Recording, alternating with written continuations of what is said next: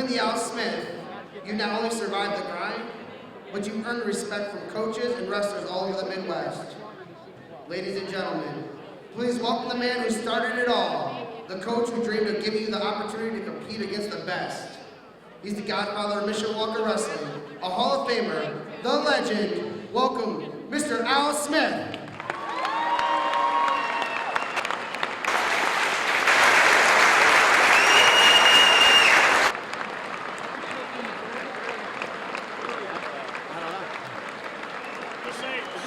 Just say Al's going to be broadcasting from up in the Cruz nest. You'll see him all day long. They just pointed over there. Hang on.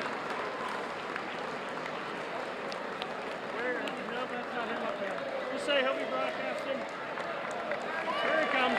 Here he comes, the legend, Al Smith.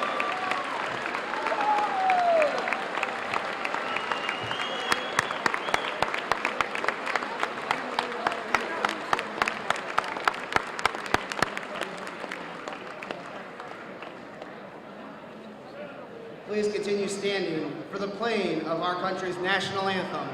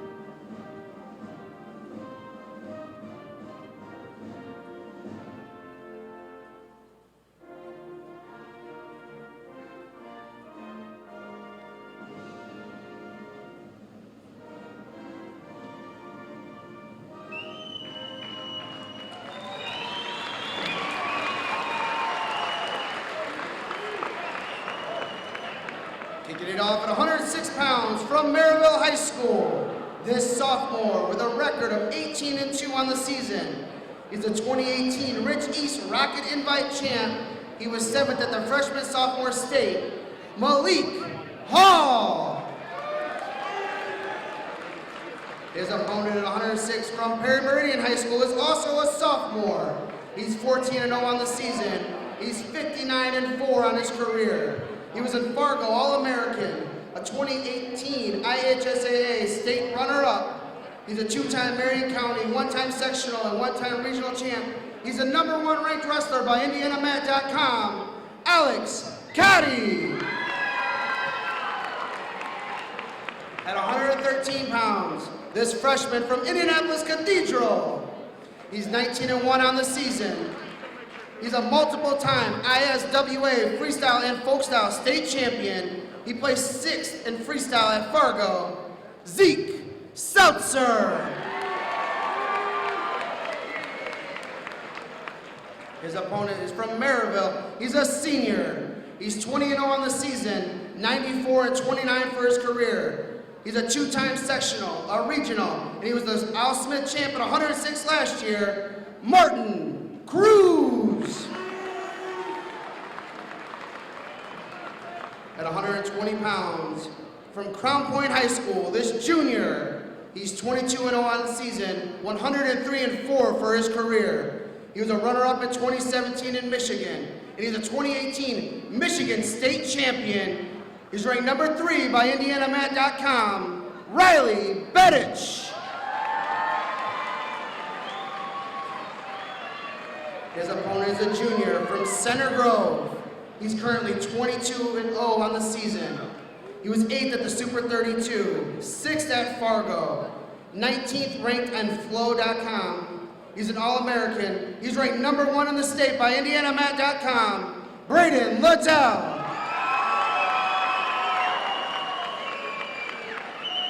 At 126 pounds, we have a freshman from Crown Point. He's currently 22-0 on the season, All 22 matches coming by bonus points. He's a 3-time middle school state champ, a 2-time Indiana Mat preseason open champ, a 5-time USA national champ, a Pan Am Greco gold medalist, and he was 3rd at Flow Nationals. From Crown Point, Jesse Mendez.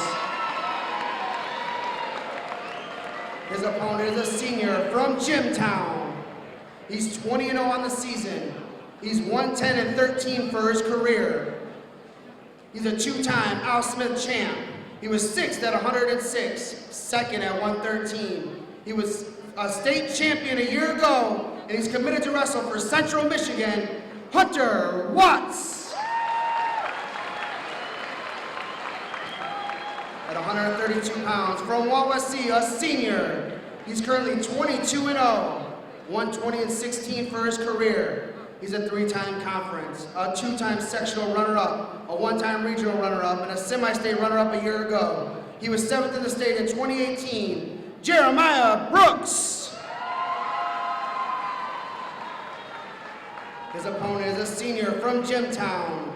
He's 22-0, 103-15 for his career. He was a state qualifier in 2017, a state placer in 2018, and he's committed to wrestle for the Warriors at Indiana Tech.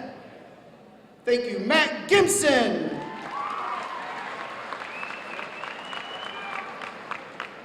At 138, we have another senior. He's 22-0 on the season, 99-17 in his career. He was 5th in the state last year. He's a 2016 Al Smith champ. He's a junior national 5th placer. He's also committed to wrestle at Indiana Tech with his twin brother. He's ranked number 2 in the state by IndianaMat.com, Connor Gibson. His opponent at 138 is a senior from Columbus East. He's 20-1 on the season, 148-6 in his career. He's a 2-time Al Smith, a 2017 state champion, a 2018 state runner-up, 3-time sectional, regional, and conference champ. He's a 2-time semi-state champ. He's committed to wrestle for the Indiana Hoosiers, Caden Rooks.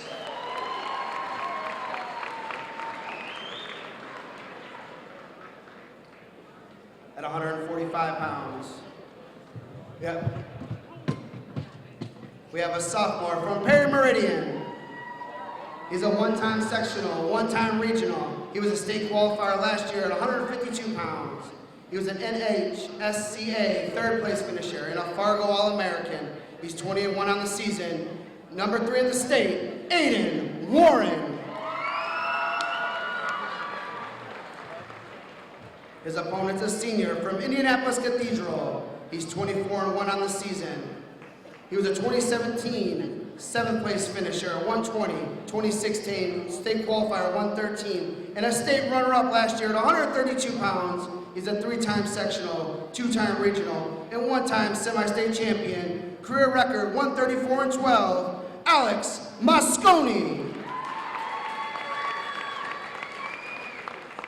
Our first finalist at 152 pounds is from Columbus East. He's 14-3 on the season, 125-29 for his career. He's a 3-time Al Smith placer, 3rd place in the 2018 state tournament, 3-time sectional, and a 2018 regional champion, Jake Shonegi. His opponent is a junior from Indianapolis Cathedral. He's 24-0 on the season. In 2017, he was 4th at 145. In 2018, he was the state runner-up. He's a 3-time city, 2-time sectional and regional champ, and a semi-state champion. He's ranked number 1 in the state, Elliot Rogers.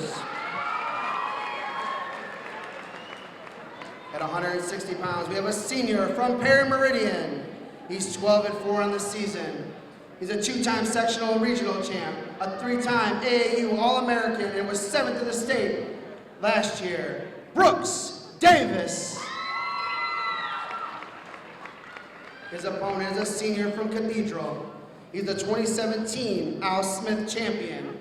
He was an ISWAA state champ in 2018 at 160. He's the returning state champ at 145 pounds. He's committed to wrestle for Ohio University, Jordan Slavka. At At 170, we have a junior from Mishawaka. He's 16-1 on the season. He was the runner-up at the Grappler Fall Classic, third place at the Indiana Mat Preseason Open. He was a 2017-18 state qualifier. Joseph Walker.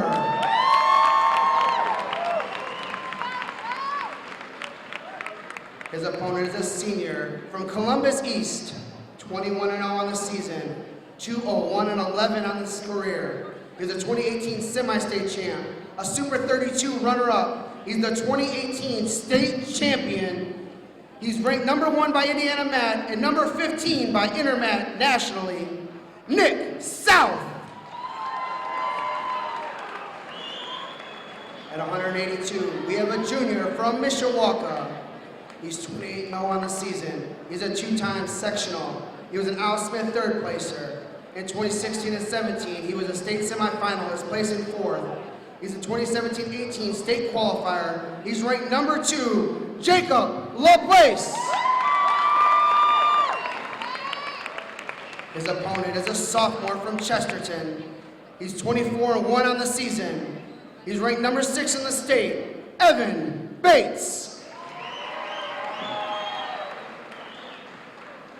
At 195, we have a senior from Perry Meridian. He's 19-1 on the season. He was a semi-state qualifier a year ago. He's a 2-time Indiana national team member. He's ranked number 16 in the state at 220 pounds, Austin Lane. His opponent is a senior from Penn High School. He's 15-0 on the season. He's a 2017-18 state qualifier. He has a GPA of 4.6.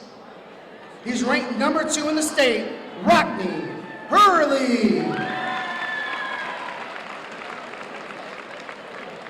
At 220 pounds, we have a senior from Columbus East. He's 22-0 on the season. In 2018, he was a sectional and regional champ. In 2018, he was the academic all-state. In 2018, he was also a state qualifier at 220 pounds. Jacob Bolte. He's also ranked number 4 in the state. At 220 pounds, his opponent is a senior from Calumet. He's 24-0 on the season. 128-23 for his career. He's a champion of the Warsaw Tiger Classic, the Lake Central Harvest Classic, the Jeffersonville Classic. He was 7th at Mishawaka in 2016 and 3rd in 17. He's a 2-time Lake County Tournament champ, a Greater South Shore Conference champ, 2-time sectional regional, a 3-time semi-state qualifier, and a state qualifier last year at 195 pounds. He's on pace to eclipse the all-time career victory mark at Calumet, and at Calumet, along with his 4 wrestling brothers, has set a new family record of over 500 career victories. From Calumet, A.J. Fowler. At 285 pounds, from the Penn Kingsman, he's 25-0 on the season. He's a senior, Hezi DeVault. His opponent is from Maryville. He is also a senior. He's currently 4-0 on the season. Career record, 41-12. He's a 2-time Lake County champ, a sectional champ, a regional champ, and is currently ranked number 2 in the state, Anthony Atria. Your finalist for the Al Smith Invitational.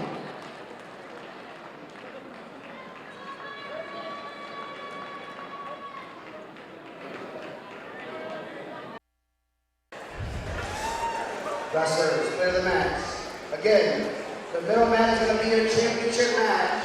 And you can watch Ready. We are live here at the Cave in Mishawaka, Indiana. We are ready for the Al Smith Finals. We have got some students here, Parker and Drew and Daniel and Izzy. They came in last second here. We're all kind of scrambling. We want to get out of here so people can go home and watch the Notre Dame game, but they didn't tell us until an hour ago. So we got it all up and running, and I think we're ready to go. I'm Matt Rendell here. I work at Mishawaka High School with all these students. I help run the radio TV program here, as well as all the broadcasting. So we're going to get started here at 106. I'm here with the legend, Al Smith. Al, what are we looking at here for the 106 weight class? Alex Colte of Perry Meridian is the #1 seed in the tournament, and Hall of Merrillville was seated, I'm looking here, like 7 in the tournament. And so he's upset the number 3 and the number 2 guys. Okay, so we're just getting started. In purple will be Hall, I believe, from Maryville. Right. And the white and light blue is going to be Kofi. Okay, perfect. Of Perry Meridian. Awesome. So we got it on the screen here. You'll see on your screen, you'll see the 106 weight class. You'll see the names as we'll be getting the points for you as he gets the leg, and that's going to be 2 points for Perry Meridian's Kofi. Kofi of Perry Meridian is a I say a seasoned vet. At 106 and 113, I'm not sure exactly. Seasoned is the reference to usually guys who are sophomore, junior, senior in high school. These guys are, a lot of them are freshmen, sophomores, and they'll just grow and get better as they go. Well, and you saw that, obviously, we're more familiar with the Mishawaka wrestling program, Right. but with like Jacob LaPlace, who has really grown a lot. He's really upped his weight classes throughout the years and is still here in the finals today. Colty is, I've been watching him as he worked through the tournament. He's exceptionally good on his feet. There are several of the schools in Indianapolis, Cathedral, Perry Meridian, Center Grove, Lawrence Central, Zionsville. They're all pretty good on their feet. If they, quote, have a weakness, it usually comes from a situation where they get rode. And so right now we got a little break. We got blood from the nose. It looks like they're going to go take that out. I got to be honest, Al, you've probably been here, all day today, maybe yesterday? Yeah. I haven't been here 1 second. So what have you noticed that's been exciting so far in the last 2 days? Well, I tell you what, there have been, I'm going to tell you, multiple mats. I spent 2 sessions over in the West Gym with the weight classes 160 and up. I saw some unbelievably quick and strong guys over there. And I came back over here and I watched the lighter weights over here, 106 through 145, 152. And they're like cats on a hot tin roof in the middle of July. They're just moving, huh? Boy, they move pretty quick. Yeah, so this is always the exciting thing. Obviously, it's named after you for good reason, but it's fun to be here a couple days, have a lot of people, and try to get some, obviously, Mishawaka wrestlers, but all these wrestlers, just fun to see some good wrestling. If you hear extra whistles and other things, you'll have other matches going on that we're not showing. We're showing the middle mat number 1 here, and that is the only match we'll be showing over the next number of hours here, as you've got other matches that are going on that are for 3rd place and 5th place and whatnot, but we're only going to be focused on this 1st place match as we started out 2-0 in favor of Koti, and it is still 2-0 here as we wind down to the end of the 1st period with 2 seconds, and that'll do it.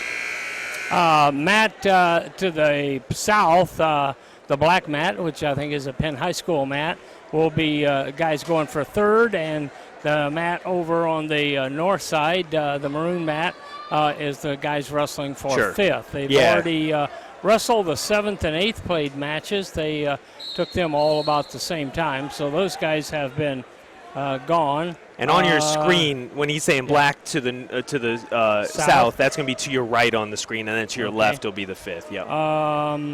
I was looking here, seeing if there are any like Crown local Point guys. and Belmont over Crown there. Point and Belmont are down here going for 3rd, and I was looking to see who was going for 5th. Johnson of Elkhart Central and Padilla of Hobart were the guys wrestling for 5th. And we had a quick out of bounds there, so we'll restart in the middle. It looks like for Maryville there, Hall is on top in this scenario and going to try to keep him down, but it hasn't been going too well for him so far. It's still only 2-0 though, with 1:30 left in the 2nd period. Right. Maryville's noted for cradles. Okay. Their coach was like a 2-time state champ in high school, and pretty much that was his forte. And he has instructed for probably 15 years now, and most of his kids are good at cradles. And right there's an escape for 1 point, so 3-0 is going to make it even harder now for Hall to come back. Yeah. And Cody has the 3-0 lead here in the 2nd period.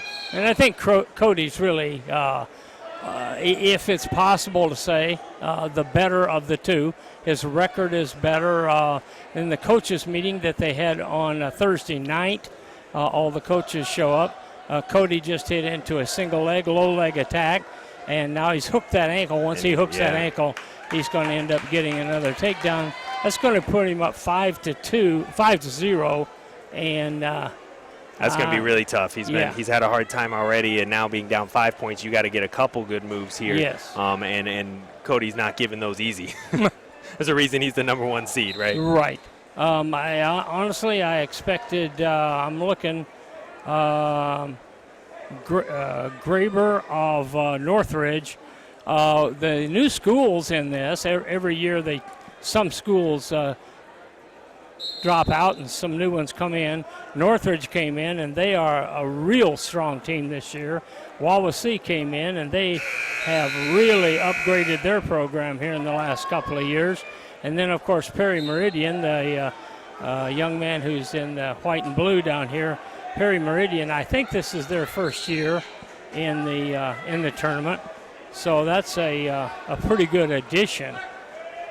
You're bringing in guys who are exceptionally well qualified in terms of the state rankings. And right there, he's holding his fist up. Tell us a little bit about what that fist with the green, when he's holding that up, what does that mean for us? That's a warning for stalling. Gotcha. If a guy's back up, and usually if they back up and go out of bounds without sprawling or kicking back from a takedown, that's when they hit them for a warning for stalling. Right now, the Maryville kid is pressing because he's behind, and the Perry Meridian kid's just kind of waiting. And we've done a couple of matches here. We did the match here against Lakeshore and then against Penn, and then we'll be doing Elkhart Central here coming up in January.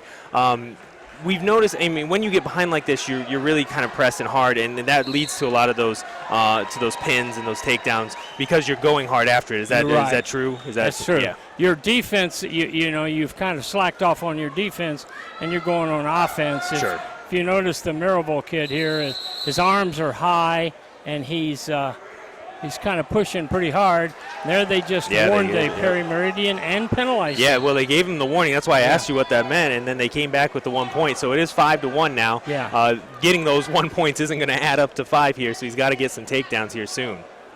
We are in the third period. There's 1 minute to go. Usually we have a clock up on our broadcast. We set up a camera and we get the clock up. There's so many people here, though, we have nowhere to do that. So you will not have a clock, but I'll try to keep you updated. We got 1 minute in the third period, 5-1. Our first finals match here at 106 as Hall of Maryville and Cote of Perry Meridian are going at it, and Cote has the 5-1 lead. Right.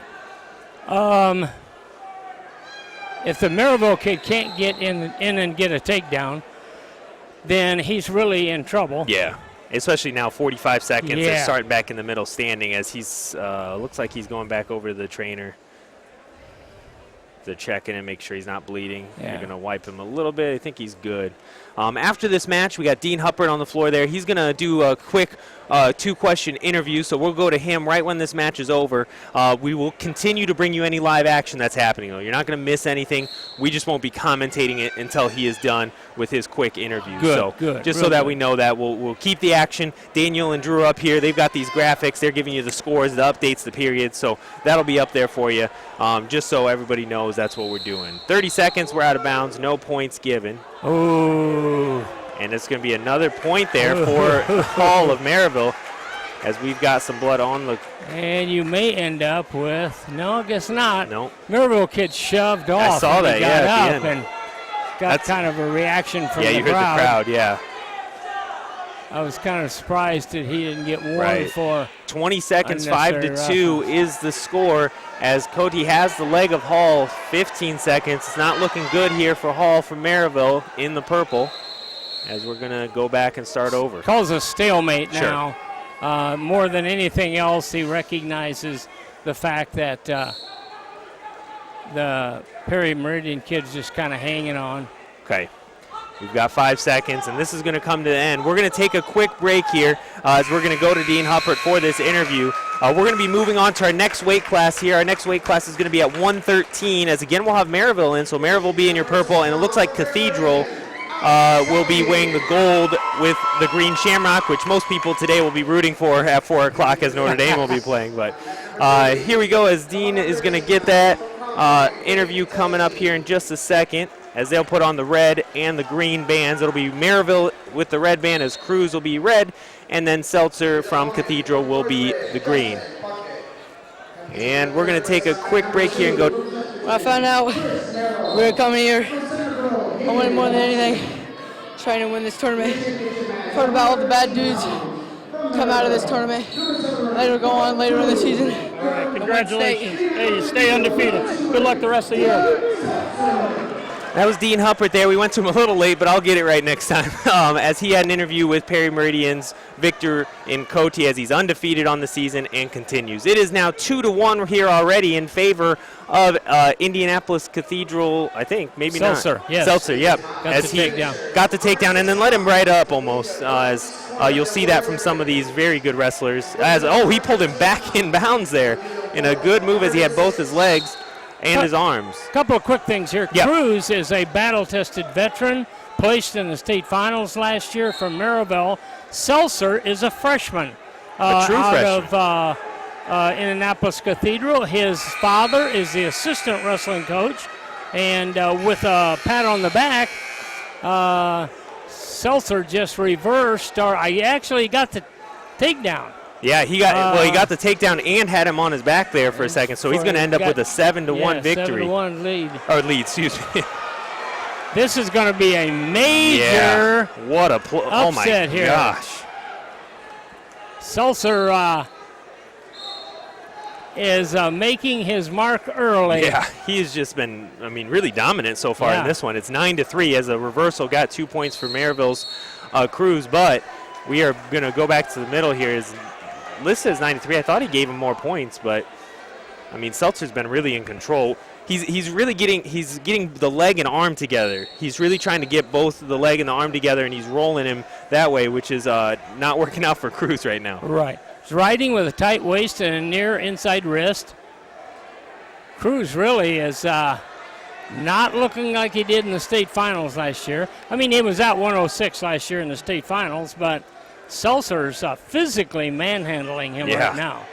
Well, and he's just, you saw that one. Sometimes you see when you get up, they've got the leg and they try to sweep that other leg out from under you. That doesn't always work, but he, with ease, just took him back down.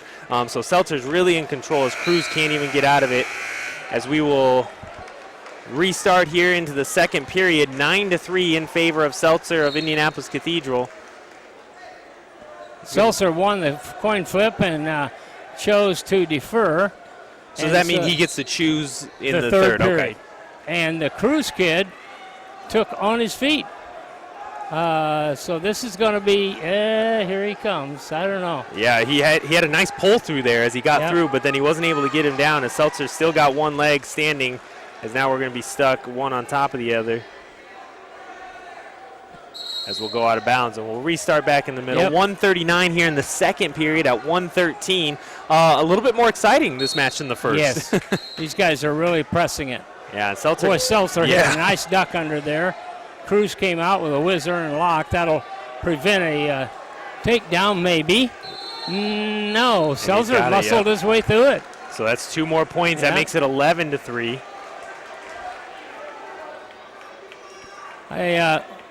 Seltzer's really been impressive. Especially you're telling me as a freshman, I wouldn't have believed that for 1 second, But it's good to have you here. We get into a basketball game, a football game. I got that. I know what's going on. Wrestling, we're working on. We're getting better. We got Drew here, who's a wrestler at Mishawaka. He helps us out a little bit. So we're getting better.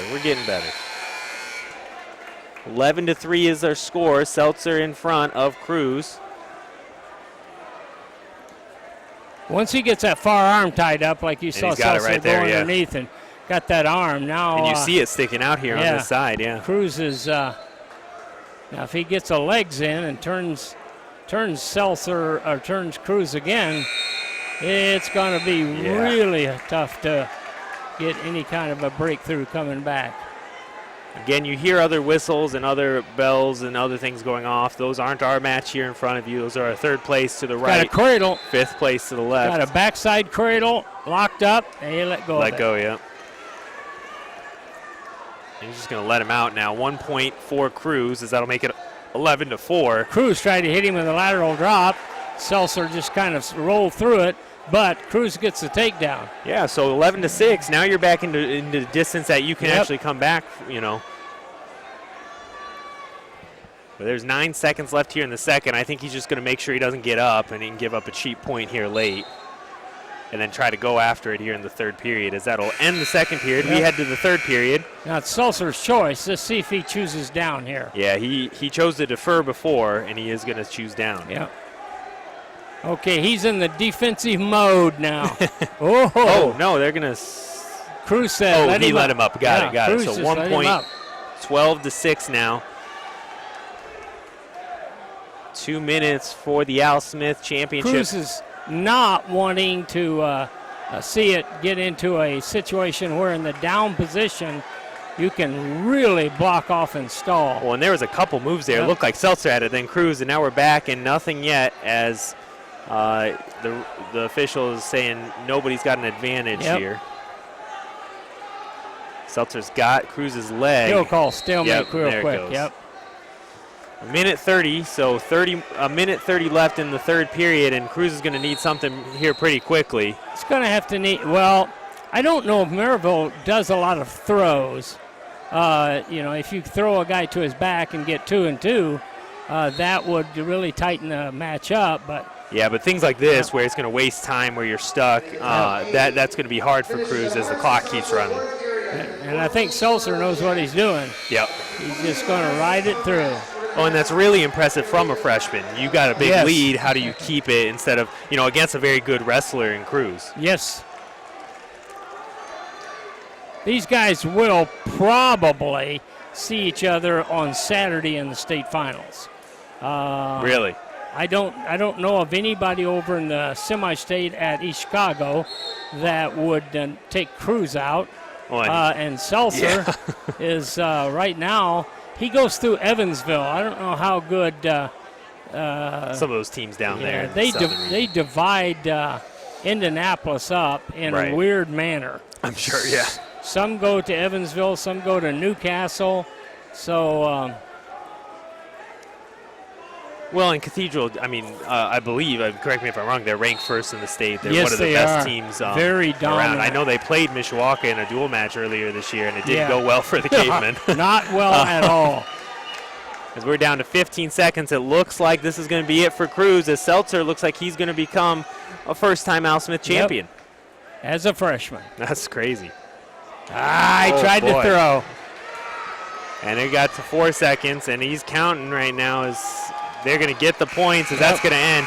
That's going to end with a big win here for Seltzer, as Cruz is not happy with his performance, but 17-6. A big win for Indianapolis Cathedral and the freshman Seltzer. We're going to go to Dean here in just a second once he's ready, and we'll see what he has to say about his victory.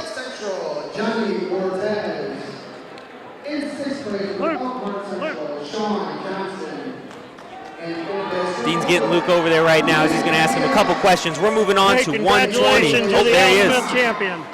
Thank you. You knew this was going to be tough.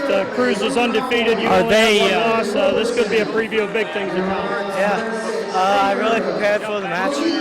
No, we're going to go right back. Watching him and what he does. But I thought I did pretty good. Congratulations. Good luck the rest of the year. That was Mishawaka Athletic Director Dean Huppert with the interview with Luke Seltzer on that win. We are doing the awards for 106 right now as we're heading to 120. Who do we got here in 120, Al? Okay, at 120 we got a guy named Littell of Columbus, of Goshen, and a guy by the name of Belfitch of Crown Point. Okay, so Crown Point. I think the other one is actually Center Grove there. Center Grove? Yeah, and this is going to be hard for us here as we got two white singlets there on the. But you can tell Crown Point, he's turning around right now. He's got that big CP on the back. So CP is going to be Crown Point. That is going to be your red wrestler on your screen.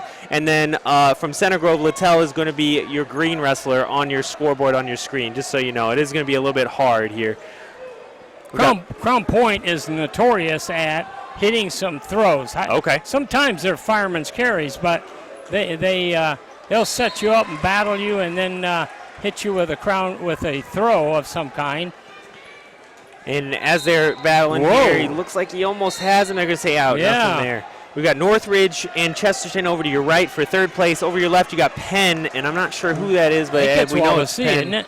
Oh, that does look like a W, yeah.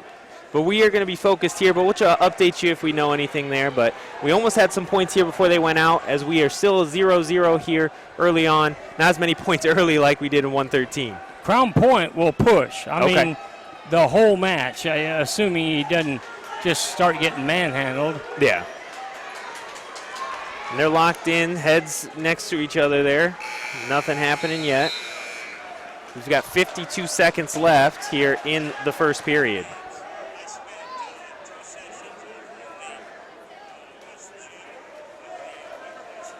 Center Grove wrestler in that area of the state, if he's in a position here to get seated up here, he's got to be pretty tough. Because that's a Brownsburg, tough region, Avon, Perry Meridian, Warren Central. Warren Central's got awesome athletes. Really? So it's he's got to have some good credentials coming there, and the Crown Point kid is not going to back off, I don't think. Yeah, you see him there. You know, even though there's been no points, they're trying to get legs. They're trying, you know, they're not just standing. He's pulling him down there, so you see some things happening. You need this? Yeah, I'm just going to take a look here. So it looks like neither of the top seeds made it here to the finals.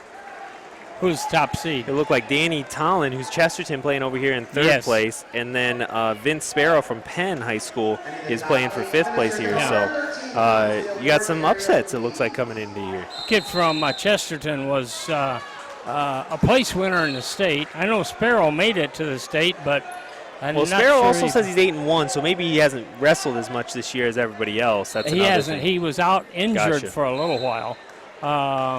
We're in the second period now. No points have been scored, as it looks like Littell is on top here, as Bedich from Crown Point is down. He started down in the second period. Sometimes those 0-0 ones are boring, but this one I mean, they're really trying to get after it. You know, they're not just, you know, pushing each other off. And not just like a good ride and everything. See, he's trying to get up. He's trying to get out here. He's almost got it. Trying to hit him. Yeah. Oh. No points, though, because that's where they started. So got his head banged on the still mat. 0-0. When you saw his arm going around his head, it used to be called a lat toss, and the officials decided that was potentially dangerous. So I don't know what they call it now, but same move, just guys run it, and they don't call it a lat toss anymore. Well, they just got a warning for Green, so a warning for Littell of Crown Point. So another warning will get him a point to Bidich from Center Grove. So, oh, excuse me, other way around. Yeah. They're more prone to nail you if you've got a really good ride, which is unfortunate. Sure. Because you work on that as a coach. You work on it a lot. Right. In practice, you know, controlling a guy and keeping him down. And I'm going to say out of bounds, nothing there. 49 seconds here in the second period, and what has been probably the closest one yet, as it's still 0-0 as we're winding down the second period.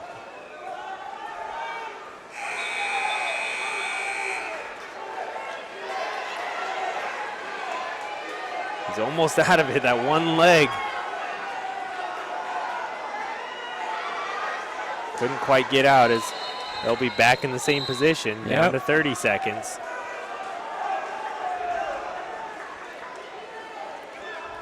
Got a master crew of students here. The refs moving around the mat make it hard, but they're switching angles and they're getting you the action and make sure the officials aren't in the way. So that's really good. I'm telling you. It's nice for me because I don't have to tell them what to do. They know what they're doing. We're down to 15 seconds here. Still nothing happening for either wrestler. There's trying to lat again. Not there. And looking at the scores across the board, right now it's 2-2 here at 0-0. It's 6-5 here to the right. So it looks like these top six wrestlers are pretty close. You know, even though we talked about the seeding and stuff, it looks like they're all pretty good wrestlers. You know, they're getting after it. They're getting after each other, and it just happened these two were left standing at the end. We're in the third period, 2 minutes here to play, 0-0 as we flip, as it'll be Center Grove on the bottom, Crown Point on top. I'd be surprised if Center Grove can't turn him here in less than, say, 40, 45 seconds. As he He'll gets just out kind there. of let him go. Oh! That's a reversal. It looks like Yes. 2 points. Green, 2 points green. So that'll be Center Grove's Littell with 2 points. As now it's 2-0 very early in the third. But definitely not something you can't come back from. Yep. Go out of bounds. One of the things to keep in mind is that Littell in green here, he's already gotten a warning for stalling. So that can be something that can play into the advantage of Biddich from Crown Point.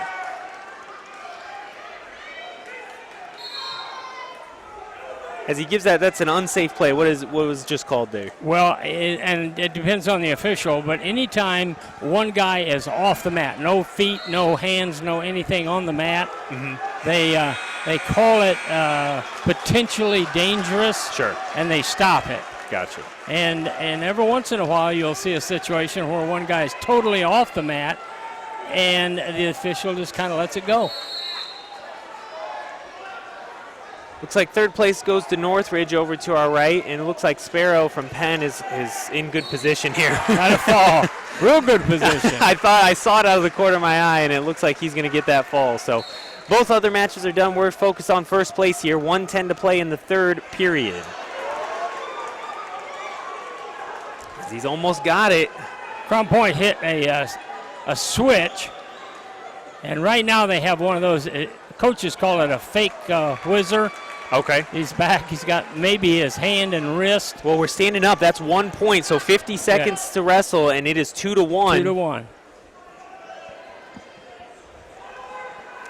So anybody's match at this point. A takedown by either wrestler is going to be huge for the turnout with 30 seconds. And really another stall from Littell could give the point in the tie. Right. So we got to make sure you keep wrestling.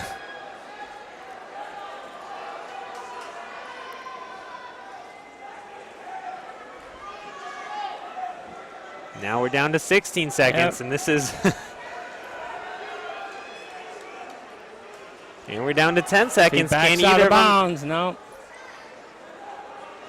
And we're out. We've got 6 seconds. He got it, yep. So they're going to give him that stall, and that's going to make it 2-2, as you're going to hear some fans not happy, and definitely a coach not happy, as the Center Grove coach is going to go over to talk to the ref over by the scorers table, and you hear the fans, some cheering, some booing. That's how this goes usually. They just warned the coach. As we get into some of the, we have a couple Mishawaka wrestlers going. You got Mishawaka fans right behind us. Oh, so. yeah. Probably hear from them no matter what. Yeah. Okay, it goes 1, 30-second, 30-second, and a 30-second if it goes that far. So right now we are in overtime. We got 1 minute here. Do they play out the whole minute, or if somebody scores, it's done? Somebody scores, it's done. Gotcha. And almost got that as he went for that leg and couldn't quite get it, as we are tied at 2 here in overtime. Goes for that leg. Can somebody get it? Nope. They're both locked up with the arms there. So far, the Crown Point kid has taken a couple of shots. And Center Grove, he hit he thought about it. Yep. Trouble here. If he drops him over and hooks one of that guy's legs with his foot. Yeah, but now they're stuck because he's got that arm wrapped around. He's almost got him. Can he get around? Oh, no! What a play! Littell from Center Grove re-rolled him and put him on his back. And he's saying, oh my gosh, Littell's going to get the victory. As the coach from Crown Point is going to say Biddich should have got 2 points on that. I mean, that was a huge reverse there, as it looked like we were going to get the win for Crown Point, but it looks like Littell's going to come out with the victory. As the coaches, both coaches have had arguments now, and this one is going to be in vain, as it is going to be a victory for Crown Point, for Center Grove's Littell over Biddich from Crown Point. We are going to head to our next weight class here as Dean Huppert's going to get you a quick interview with the victor.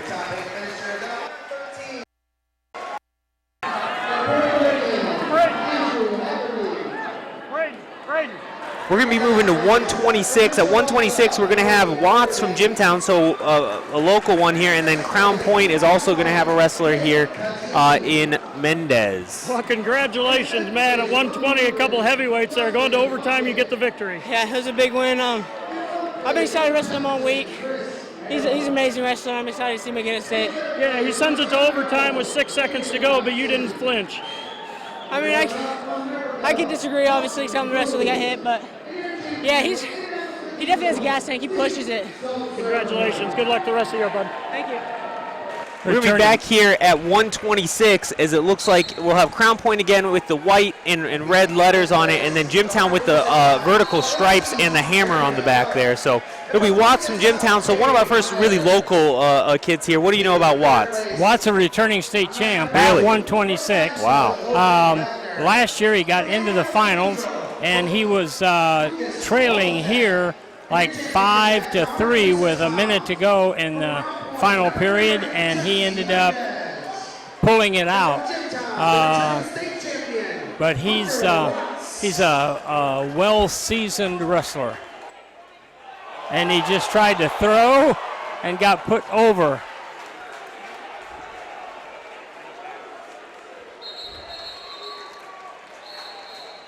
Mendez of Crown Point has been in the state finals before, state tournament finals, not for first and second, but up in there.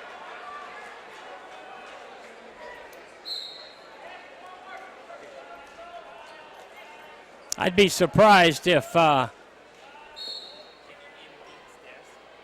Jimtown doesn't put on a quite a significant comeback here. He's a very aggressive kid. Yeah, so 2-0. We're at 1 minute. Oh, there's going to be a 1 point there for kind of escape. I mean, yeah.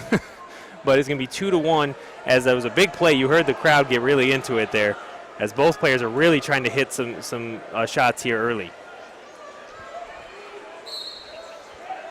Watts of Jimtown's been one of the top wrestlers in this area, probably starting, I think, at 112 and then working his way up.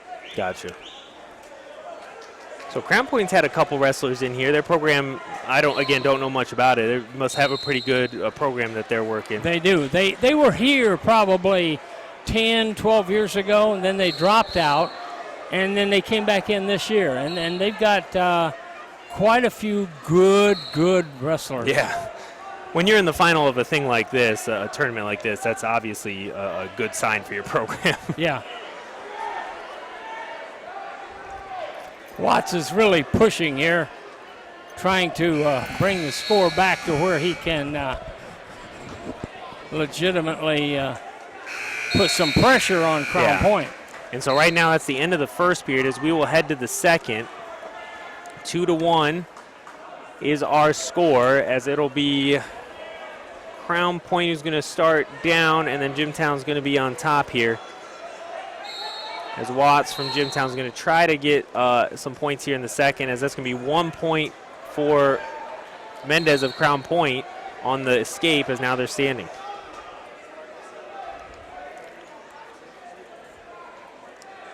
Mendez didn't look like he was in any mood to stay down on the mat.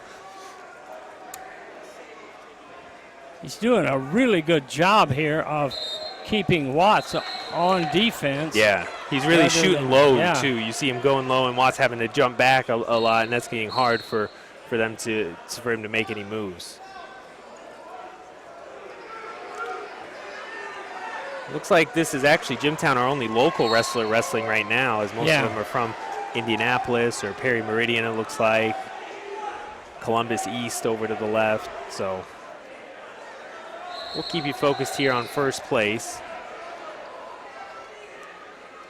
How hard is it for the wrestlers to block out some of these other whistles and buzzers and stuff going on? Early on, like on Friday here, when you had 5 mats in here, you'd see a lot of, especially when guys were trying to start, Yeah.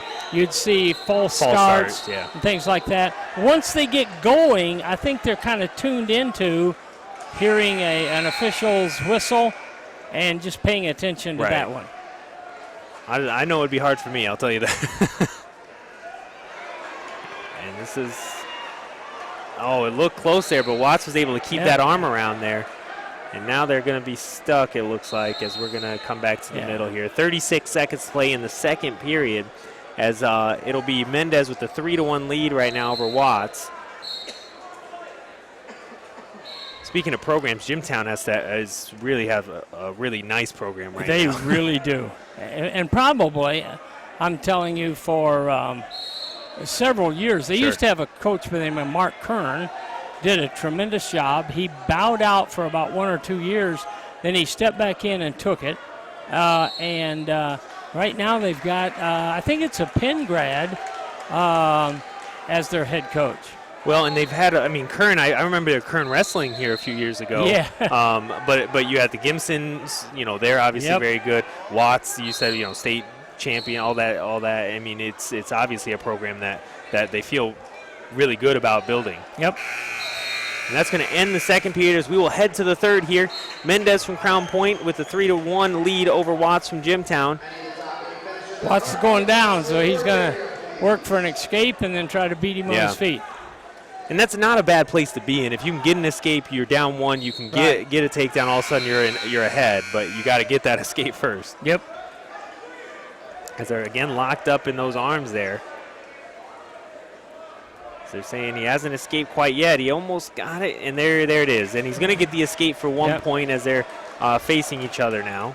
So it is 3-2. 3-2 in favor of Mendez of Crown Point. It's always nice. A big throw as they go out of bounds. Almost took out the Bloomington South coaching staff.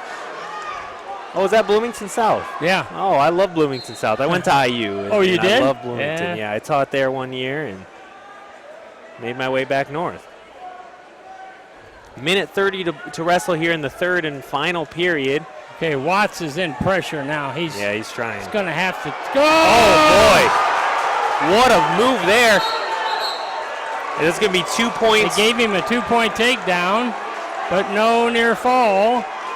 And now a 2-point reversal, so 5-4. 5-4 in favor of Mendez. As that was a big takedown, it looked like they were going to get him more points for that near fall, but they did not. 1 minute left. Wow, what a play there. These last two matches have been exciting for sure.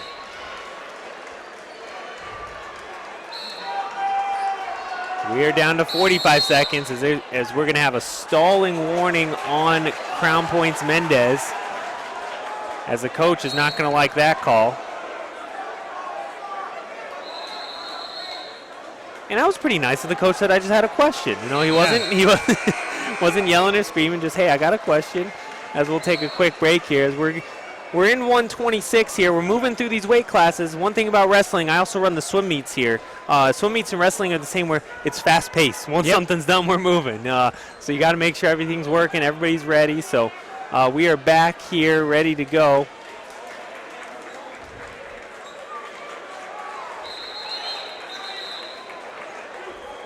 As now they're saying maybe they're not going to.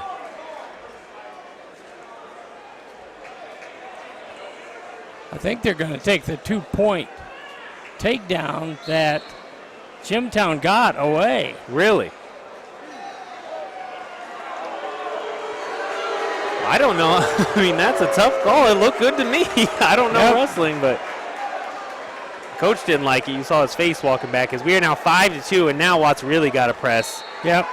And he's standing now. Can he?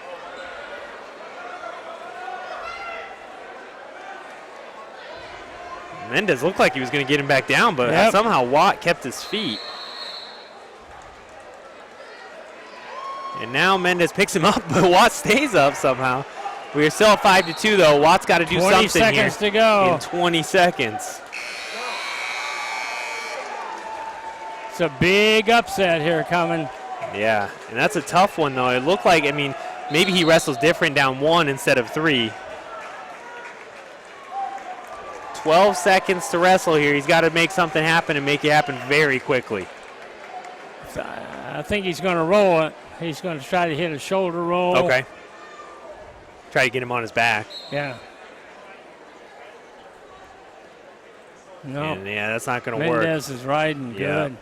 5 seconds, and it looks like Mendez is going to get the victory here in 126, and he does. 5-2 is the final. Mendez over Watts, as you hear some of the boos coming out from the fans. As Mendez will get the victory, and we will head here to our next match, which is going to be at 132. At 132, we'll again have Jimtown and Gibson against Brooks from Wawasee, I believe. Is that Wawasee down there? Okay, perfect. And Brooks was a state finalist last year. Gibson was a state finalist last year.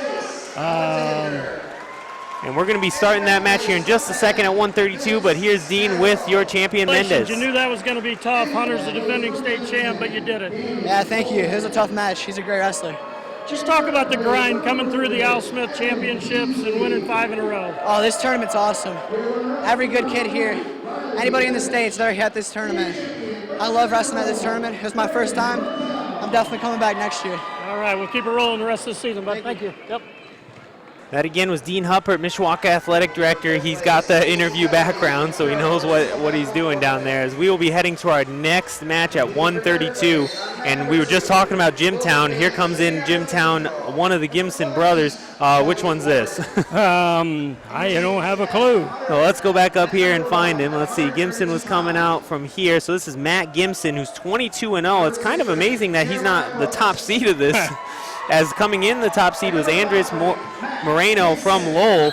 And Moreno actually, it looked like there was a forfeit. Moreno may have had to forfeit, and that's how Gibson got here to the championship. I think he did. Yeah.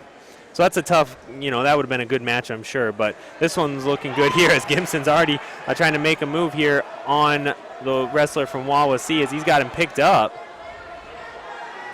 These Gibson boys are twins. Are they? He's here, and the other one's at the next weight class up. So yeah, 132, then 138 will be next. And you're right, you'll have Gibson there. So we have 3 straight with Jimtown wrestlers. Right. We got Jimtown here and Matt Gibson against Brooks from Wawasee. We are still tied at 0. There's a lot of moves there. It looked like could have got points, but weren't quite able to finish them off. Brooks has been a kind of a mainstay on the scene around here for quite a while. I was going to tell you he was at Warsaw, but I'm not sure that's true. I know he's been around. So both of these wrestlers actually are listed at 22-0. So they're here in the finals, both undefeated. So one of them's going to take the first loss. One of them's going to miss. Still 0-0 as they're doing a little bit different wrestling as some of the others. A lot of the ones so far have been locked up like this, and they've been apart a lot more. As Gibson kind of ducked under there. Can he get him down? What a good job by Brooks staying up.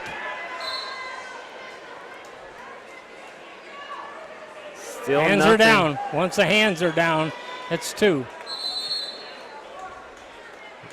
Well, he's saying that maybe the leg was around, so they weren't going to give it. Oh, they did. So you were right. 2-1 is the score here. As I obviously don't know wrestling as much as Al Smith does. maybe he was ready. So Gibson has the lead here over Brooks. Brooks is there. He tried to roll through that, but now back points. So they gave him the 2. It looks like. So it is 4-1. But no other points were given. As he's going to give him 2. They're actually going to give 2 to Brooks, it looks like, on a reversal. And the Jimtown coach had a rough match here with Watts where they took some points away from him. He's hoping he can get some points taken away. 4-3 is the score right now, as both coaches actually had a conversation with the officials. They're going to go back and talk about it.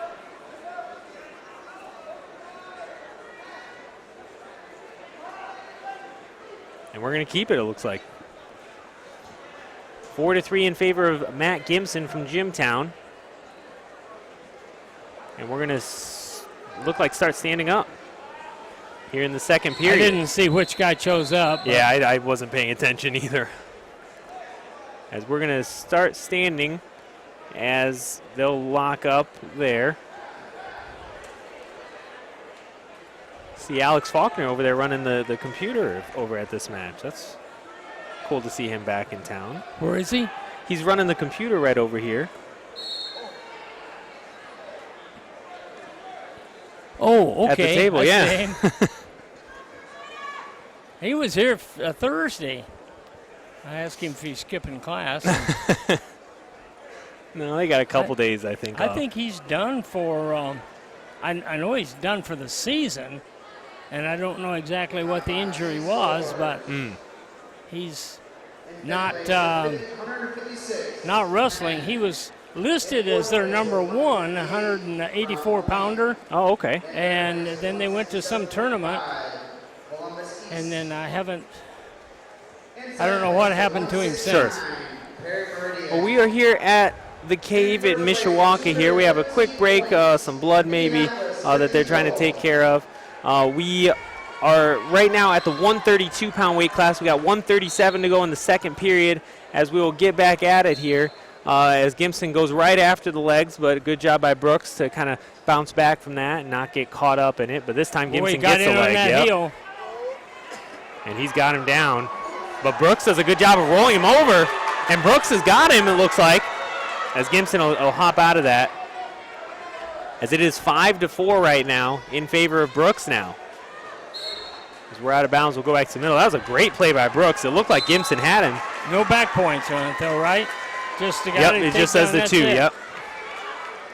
I mean, Gibson had him up in the air. He was putting him down, and Brooks was able to, once he got on the ground, roll him over pretty quick and get those 2 points, as Gibson will get 1 point for the escape, and with 1 minute to wrestle here in the second period is 5-5. 5-5 tie.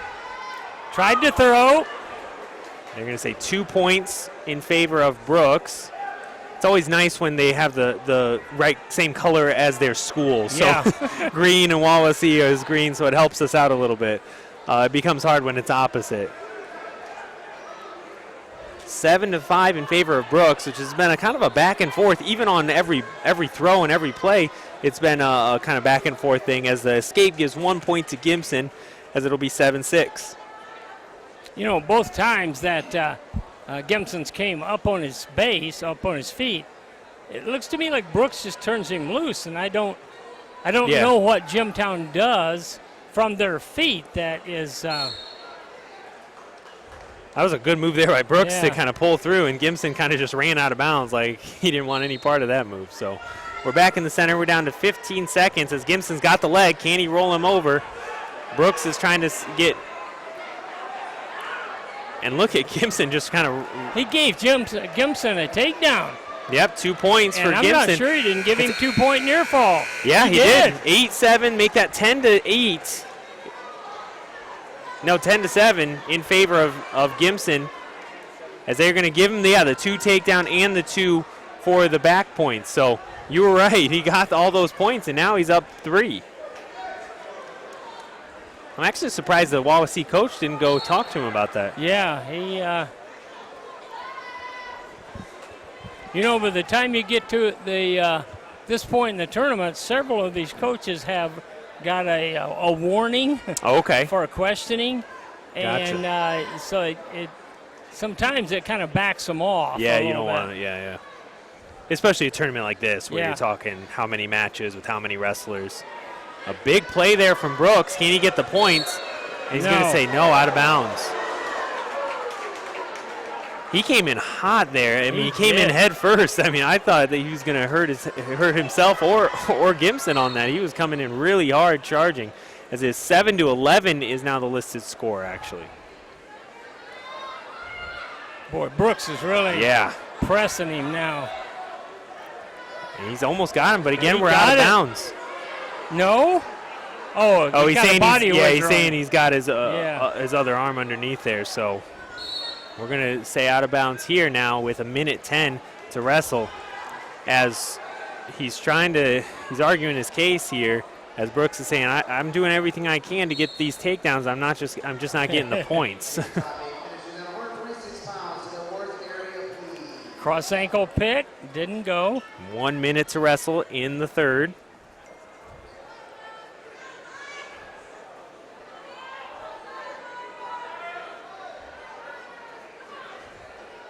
These guys get in these positions, and a lot of times they'll try something exotic. Sure. And end up on their back. And now we're down to 30 seconds just about as we head down to the end. Right there. As Brooks does a nice spin. Can he get him down? He can, as Gibson is able to keep his feet. Still 11-7. He got him. Got 2 points. 11-9. He's out of bounds. He's going to have to, I don't know, he might have to let him go here. I don't know. He seems upset now. He got the 2 points. I don't know. That's going to be 1 point in Gibson's favor as they're going to stand up. Asking his coach what, and his coach is saying something to him. As Brooks has 15 seconds, down 3, and right now they're stuck as they're going to have to go back 12 seconds to wrestle here. We're again at 132. We're down to 10 seconds. Can Brooks make a move here in the last few seconds? As Gibson's got his leg, it's going to be hard now, yeah. Shot in and got a single leg. And that's going to do it. Yep. Brooks felt really good about how he wrestled, but Gibson's going to get the victory, and Jimtown gets this victory as they lost the last one. As we will head to 138, and 138 again, we're going to have one of the Gibsons from Jimtown, as this is Connor Gibson, who is again undefeated, and then from, it looks like Columbus East, Caden Brooks. State champ. Yep, we're going to head down to Dean. It's going to be a battle, a pair of unbeatens, and you did it. Yes, sir. But tell me about Jeremiah. He came at you with everything. You guys were kind of on a collision course all weekend. Yeah, he's an amazing coach. He's helped this program a lot. And I just want to thank my wrestling teammates for helping me get here. Yeah, big win in the Al Smith Invitational. Yes, sir. Yeah, good luck the rest of the year. Thanks, Dean, for that, as we're going to head into our next match after they finish this ceremony here. Again, our next match is at 138, as it'll be Rooks and Gibson. So we go from Brooks versus Gibson to Rooks versus Gibson. So that's going to be a easy one for us, as we don't have to remember a bunch of new names. But Rooks is from Columbus East. He'll be in the brown and white shorts, as Gibson will be in the maroon with the yellow stripe on the side. It's kind of interesting. All three wrestlers from Jimtown have had different uniforms. It's kind of been I'm not used to something like that, but. And also, this is a new type of uniform, it looks like to me, from Columbus East, where they're wearing the shorts and the shirts. They started that last year. Okay. And there's maybe 2 schools in the state that went to that. This year, there's 50. Yeah, I saw another, I don't remember who, I think maybe a couple wrestlers from Penn even, or something like that. But we're underway here in the first period, as this is Connor Gibson, who's going to try to follow his brother and get another Al Smith championship for the Jimtown Jimmies. This kid from Columbus East, the returning state champ, is pretty awesome. Yeah. Columbus East has got a really solid, have had for about 5 years, a really solid program. Well, it's good. It's nice. Columbus East is kind of nice for us, is because they're very distinct colors. The orange, the orange is very clearly Columbus East here, so that's a little bit easier for us to follow. Again, I don't think we have any other local wrestlers going here. It looks like Wawasee maybe to your right. Prairie Heights and Cathedral over to the left, Perry Meridian and Wawasee to your right. So we got Jimtown in front of us, probably, again, Jimtown with a third straight championship match. They lost one with Watts, and they won one, a close one here with Gibson, and then now Connor Gibson's going to try to follow that with another win. So far, no points. We're at 0-0, 45 seconds left to wrestle, and that's going to be a 2-point takedown in favor of Rooks and Columbus East. So 2-0. Very low leg single, right down on the Lets him ankle. up right away. So, and now he's got that leg right again. back into that same low leg single. So 2-1. Nope, make that 4-1, as he's going to give him the 2-point takedowns. He's going to say, hey, let's start back up. So it looks like Rooks, not only is he good, but he thinks he's good, right? Yeah. So he's not only saying, hey, I'm going to get these takedowns, but I'm going to let you back up, give you that free point, and we're going to go at it again. So 4-2 in favor of Rooks and Columbus East. Yeah. The 2 takedowns, the 2 escapes are our scoring so far. they keep working into those underhooks, and I was going to say, I haven't seen anybody try to throw here seriously for quite a while. And that's going to be 2 more points on the takedown for Rooks, making it 6-2. So he's racking up points here quickly, as that'll end the first period. The coin flip will go to Gibson, and he's got to decide what to do, and he's going to start down. After you said we didn't know last time, I'm trying to keep track. So Gibson's going to start down for Jimtown, down 6-2. So he's going to have to get some things happening early. And so far, it's been very clear that Rooks is a good wrestler. 6-3, especially on his feet. Yeah, 6-3 is the score as Gibson gets the escape. As we'll go out of bounds. So, yeah, it looks like he doesn't mind just letting you up, and Rooks just wants to play standing up, get those takedowns. So he's going for that leg. Can't quite get it this time.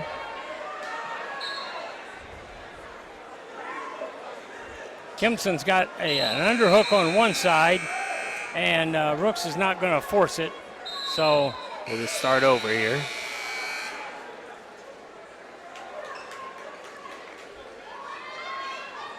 Boy, he gets in on that leg. Yeah, he's fast in there. Well, once he gets that leg hooked like that with his leg, you're kind of in trouble. If you're when he's making sure, right now he's been making sure that Gibson's other leg doesn't come around him. Yeah.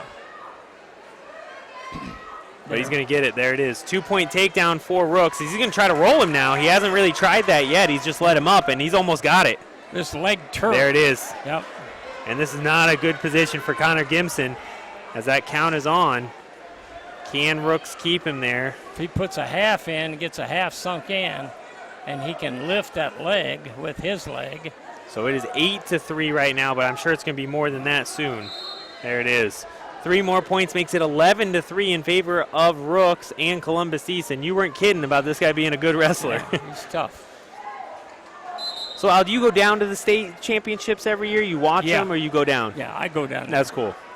Where are they at now? They're at, what you call Hoosier Dome, whatever, I don't know.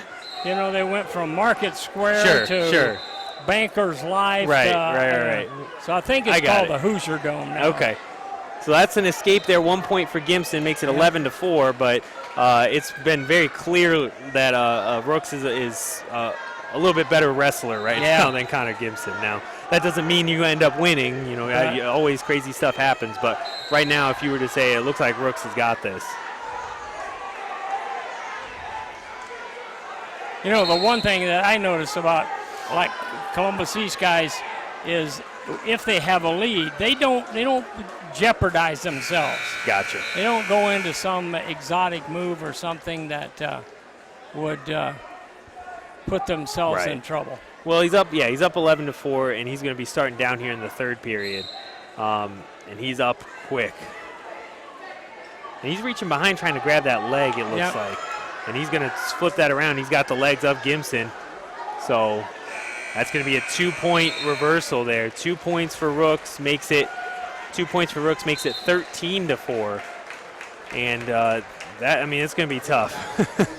Gibson's almost has to get a fall at this point. Yes, you're absolutely right. But it's not looking very likely, though.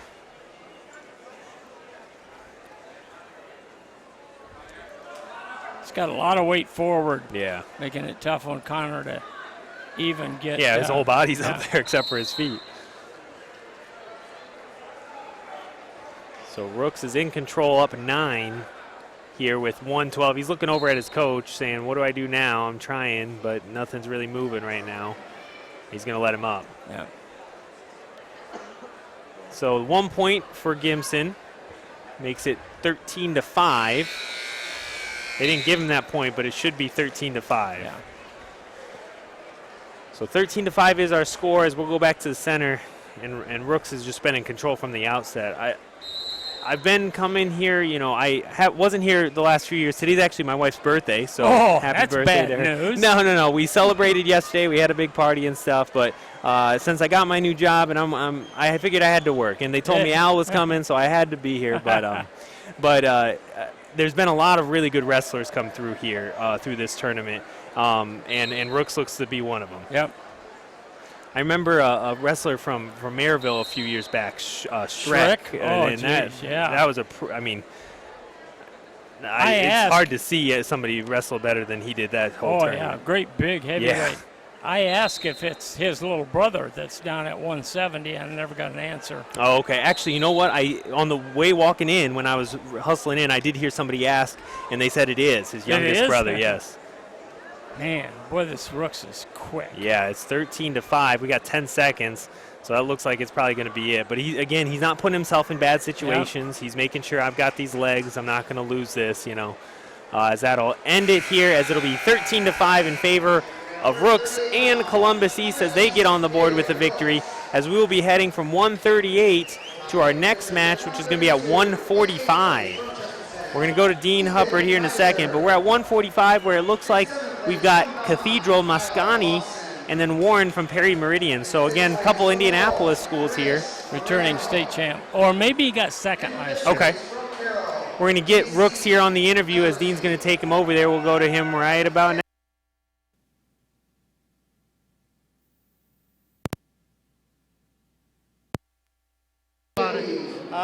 I just went out there and I just controlled the match the whole time. We talked about staying heavy on his head, but he kind of left his legs open, so I was just going straight for the leg. Yeah, that's big on big. Number 1 and number 2 in the state. You knew Connor was going to give it everything he had. Oh, yeah, he's tough. He's real tough.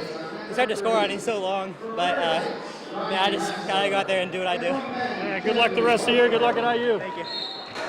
Well, that's a couple good things. Good for me. I love IU, so that's good that he's going to be coming down there. So we'll be heading to our next match. We just went through who's starting that. Speaking of colleges, what are the colleges you look at in Indiana or around the state that you feel have really good programs? Do you follow them at all? Purdue and IU both have been competitive. Yeah. Big Ten is, tough, it's like the elite of the United States. And man, they just rolled around there, and it's already we're 15 seconds in, and it's been a wild already. This Moscone from Cathedral is pretty awesome. Yeah, so what they just did right there is they're saying they're out of bounds, but both gave a little shove there at the end, so you got to make sure that you stay out. He's kind of holding his rib cage there, Moscone was, so we'll see what happens here, as Moscone will be in the gold with the green text in shamrock on it. In the blue and gray is going to be from Perry Meridian, Warren. So Warren and Moscone here both are coming in off of good, strong decisions. A fall from Perry Meridian, but Moscone had to work for it. Looks like maybe a 6-4, or maybe that's 16-4. But both of them coming in strong here, as they're probably both ranked fairly high in the state. Yes, they are. Moscone especially.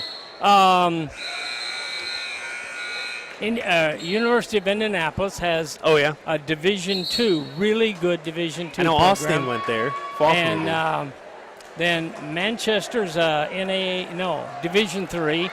And I'm trying to think, Wabash and DePaul, I don't know if they're Division III. I think they are. So I think you have about 3 Division IIIs, 1 D2, and then 2 D1s.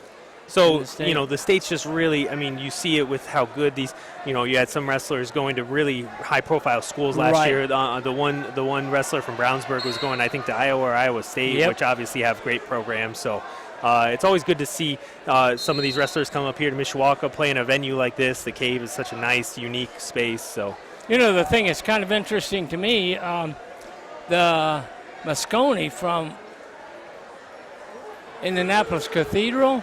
He got the 2 points there. I want to tell you, he's been in state finals. I don't know, not necessarily a championship. Sure. 3 times. And that is impressive. You're talking about somebody coming in that young. Yeah. Well, we saw the freshman earlier. Yeah. He's probably makes me think he's going to be down there. And we're going to be out of bounds. But as we were talking there, 2-point takedown for it looks like Moscone from Cathedral. Perry Meridian's had a few wrestlers up here. They seem to have a good program, too. Perry Meridian's really, really good. The scuttle is they had a guy named Matante. He wrestled at University of Indianapolis. Then he went over and he was like the head coach at Greencastle, and they were good. Then he went to Perry Meridian. They are really good. Now he went over to Warren Central, and they're really good. Yep. So we're going to head to the second period. It looks like 2-0. Yeah, 2-0. Looks like Mosconi's going to get to choose, and he's going to start down in the down position here to start the second period. So still close. They've been doing a lot of rolling, in this match. They've done a lot of, well, I've got you, we're going to roll around, and they haven't scored a lot of points that way. But we will be heading to the second period, 2-0 in favor of Mosconi. I'm wondering if these guys have met before. Sure. Well, it shows Mosconi's 20-1 on the season, as there's going to be an escape for Mosconi, making it 3-0. Aiden Warren from Perry Meridian is 18-1. So you never know. Some of these records could be wrestling some wrestlers out of state too. Yes. Every once in a while, you run into people who say, we went over to. So what's he put his hand behind his head there. What was he calling there? He had his ankle outside the plane of the knee. Okay. And he was pulling on it. And so at that point, so that's a risk of knee injuries? Yeah. Because they're going to fix the headgear there, it looks like.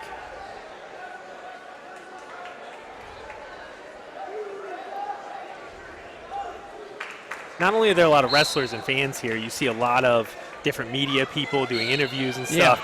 The gentleman doing announcing for us is from Indiana, Matt. He seems to be a very popular figure in the wrestling community. Yep. So you see a lot of different people here, refs, officials, fans. Dr. Spiker, the superintendent's down there next to Mr. Faulkner. So got a lot of people come out to these things. Indiana Matt's, pretty big for the coaches. Yeah. They stay pretty solid on keeping up with the information. And getting it into track wrestling or whatever it's called. That's what Drew's here following track wrestling for us, so we can get the right scores and everything. So 3-0 is the score here halfway through the second period as we're both standing. Nothing yet. They're really going in hard at each other. There's been a lot of very kind of violent collisions there. Yeah, like 38, 45, 52, and I'm going to tell you even 60. They have a tendency to come in fast. Well, you laugh about the fact they wrestle like heavyweights. Oh, gotcha. They're trying to push and pull and shove, and they're still, they're not in a situation where they can just, by weight and muscle, overpower their opponent. So it ends up being kind of not a real exciting kind of wrestling. This kid from Perry Meridian was locked up with a kid from, I want to tell you, Lake Central. Okay. Or maybe Elkhart Central. And boy, they put on a show for about 3 minutes. It looks like a Lake Central here. Okay. Park, yeah. A spin move there. That's not something you see a lot of. He's going for those legs, and still nothing, as that's going to end at no points. And it looked like Warren there from Perry Meridian was in a bad space, too. So glad that time came out. Good move, timer. 2 minutes here as we go to the third period. Warren's going to start down, it looks like. Down 3-0, still in striking distance at this point. You can get an escape, you can get a takedown, you're good. So you're not out of it yet, even though Mosconi maybe has wrestled a little bit better. It's definitely not maybe what we saw last match with Rooks, and Gibson, where Rooks was pretty obviously the better wrestler. Yep. And there it is. So there's one. So that's going to make it 3-1 in favor of Mosconi. So now it's that you're definitely there. You just get that takedown and you're ready to go.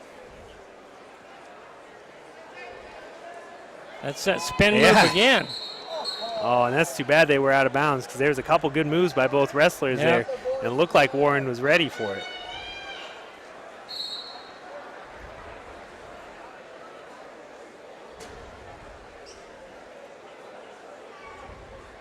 So they're locked up, heads butting right now. Literally. Yeah. 3-1, still in favor of Mosconi, as there's going to be a warning for Mosconi. Yep. And what you really don't want to happen, get another warning, and then you lose a takedown or something and lose. Yeah. So you got to keep wrestling. That's one of the things that people, I think I definitely do, and I'm not, trained in wrestling or know as much as maybe you do. I like those warnings because you can't just stand back and not do anything,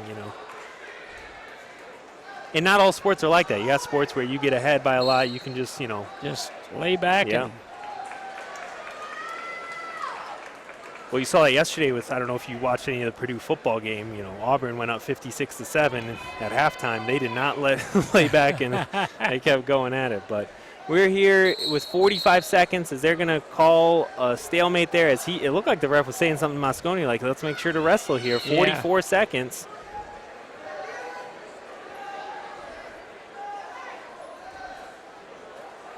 As Warren's going to have to do something quickly.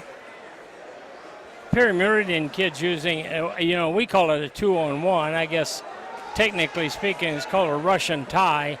You use two of your arms against one of his, and you try to get it locked up so that he can't do anything with it. Gotcha. No other matches going on here as they're ready to move to 152 next, but we've still got 20 seconds and a 3-1 lead for Mosconi, so Warren's got to make something happen here in the next 15 seconds. Yep. And now he's got 10 seconds. He faked it, as there's going to be 1 point for Warren, so make it 3-2. 3-2. Can he get something here? As he's not going to be able to, as Mosconi actually had the legs. So even with the 1 point penalty, we're going to come out with the victory for Alex Mosconi. 3-2 in a pretty, maybe not exciting, but a very close match. So we're going to be going down to Dean Huppert, who's going to do a quick interview with Mosconi, as it looks like we're coming out with the Columbus East and Cathedral here at 152. We've seen them again before. And here it is. We've got Rogers coming in from Cathedral, and then Schoen. Schoen. You pronounce it, I can't. Schoening. He'll announce it. We're going to go to Dean here. Close win, and you held them up at the end. Yeah, you got to do what I got to do. I see he was attacking that fireman to my underhook. I had to make sure not to get in that too deep, get caught in that, and that determined the match pretty much. How much does this experience help you? I know you were state runner-up last year, but to perform in this big crowd, to get 5 in a row, you're a champ. Oh, there's many state caliber kids here. I just picture this as a mini state tournament, because if I win this, I'm going to win it at the big house. Congratulations. Thanks, Dean, for that. We're going to wait here to try to get this pronunciation. I don't know. I got Rogers. That one I'm good with. Okay, here he goes. He's going to announce this for us. Championship on mat number 1.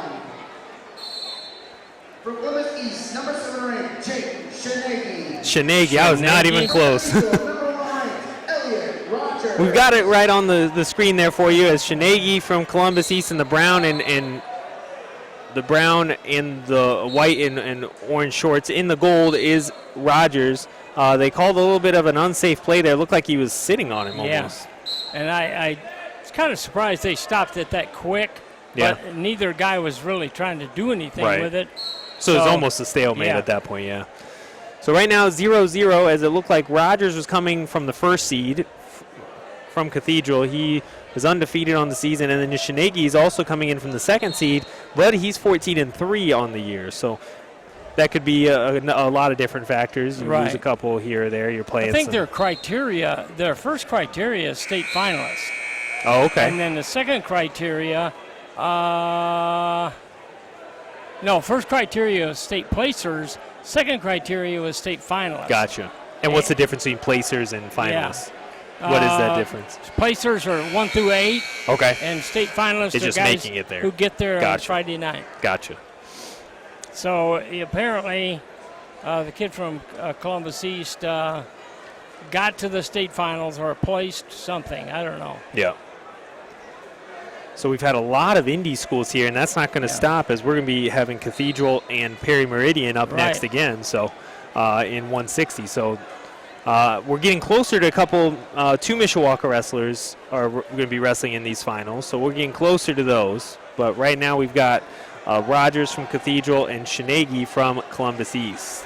Tied at 0. Assuming that the coaches know anything, which is questionable, when you look at the team state rankings, I mean, it's like Cathedral's number 1, and Brownsburg, Avon, Perry Meridian, Warren Central. I mean, there's a lot of teams from Indy that are ranked. Well, on Columbus East, just south, that's not too far.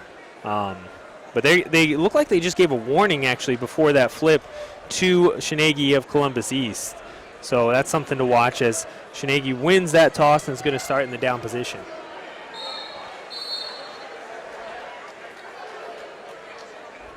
Shinegi went into what's sometimes called a short set. And the question is, what are you going to do from it? And basically, I'm going to work my way around and get up on my feet. There's not a lot of moves that you can run from it that end up being potentially scoring moves. Yeah.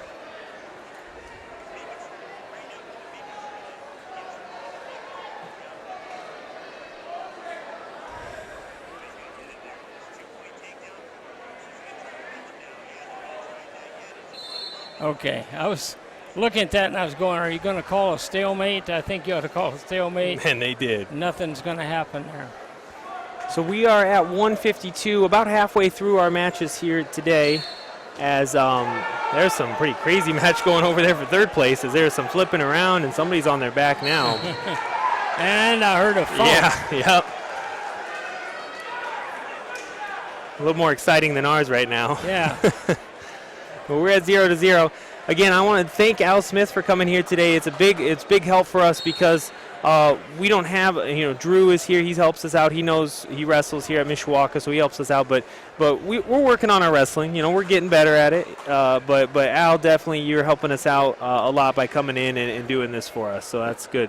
A kid that just got pinned for third and fourth was a guy named Tomlin who was a state finalist last year from Chesterton. So yeah, he just got pinned there by somebody in blue. Lake Central or Lake Central maybe? Elkhart Central or Fort Wayne maybe? Fort Wayne Carroll. Yeah, Fort Wayne Carroll looks like. So we are still at 0-0 here, and that's with 30 seconds to wrestle here in the second period. It's not normal to be 0-0, honestly, because you can usually get an escape at this point or something. But right now, both wrestlers wrestling hard, and Rogers from Cathedral, he really is riding this one really well. Yep. He hasn't given up any points, which will be good for him as he gets to choose here going into the third period.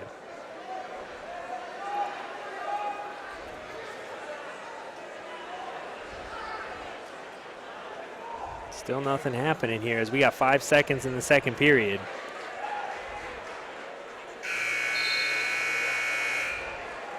Zero going into the third period. That's kind of unique.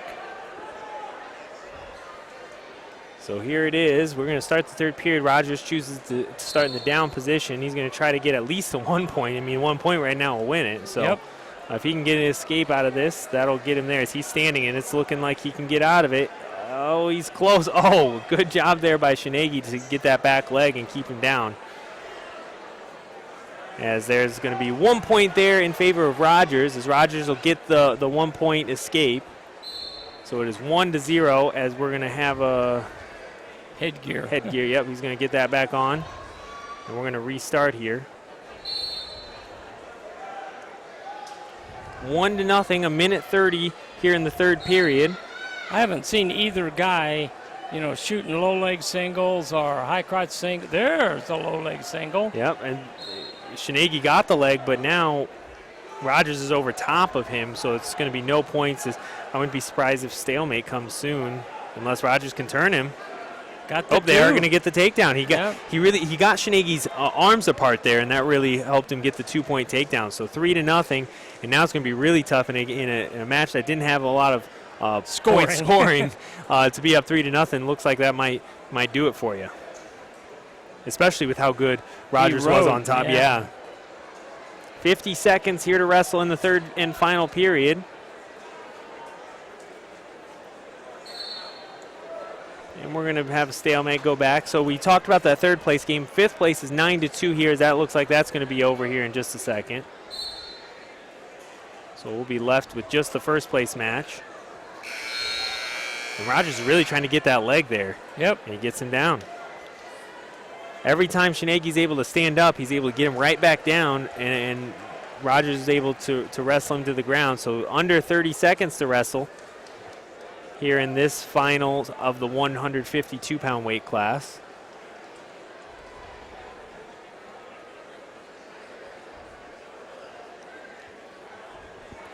And he's got that arm now. He's trying to turn him. Can he get him? We're down to 8 seconds, so it looks like Rogers is going to come away with the victory here. Yep. They're going to call him now, so Shinegi's going to start down. Rogers is going to be on top 6 seconds, and this looks like it's going to be another Cathedral victory, and they've had a very good day here, just as most people anticipated. Yep. And they're going to give 1 point, but that point won't matter. It'll be a 3-1 victory in favor of Rogers and Indianapolis Cathedral.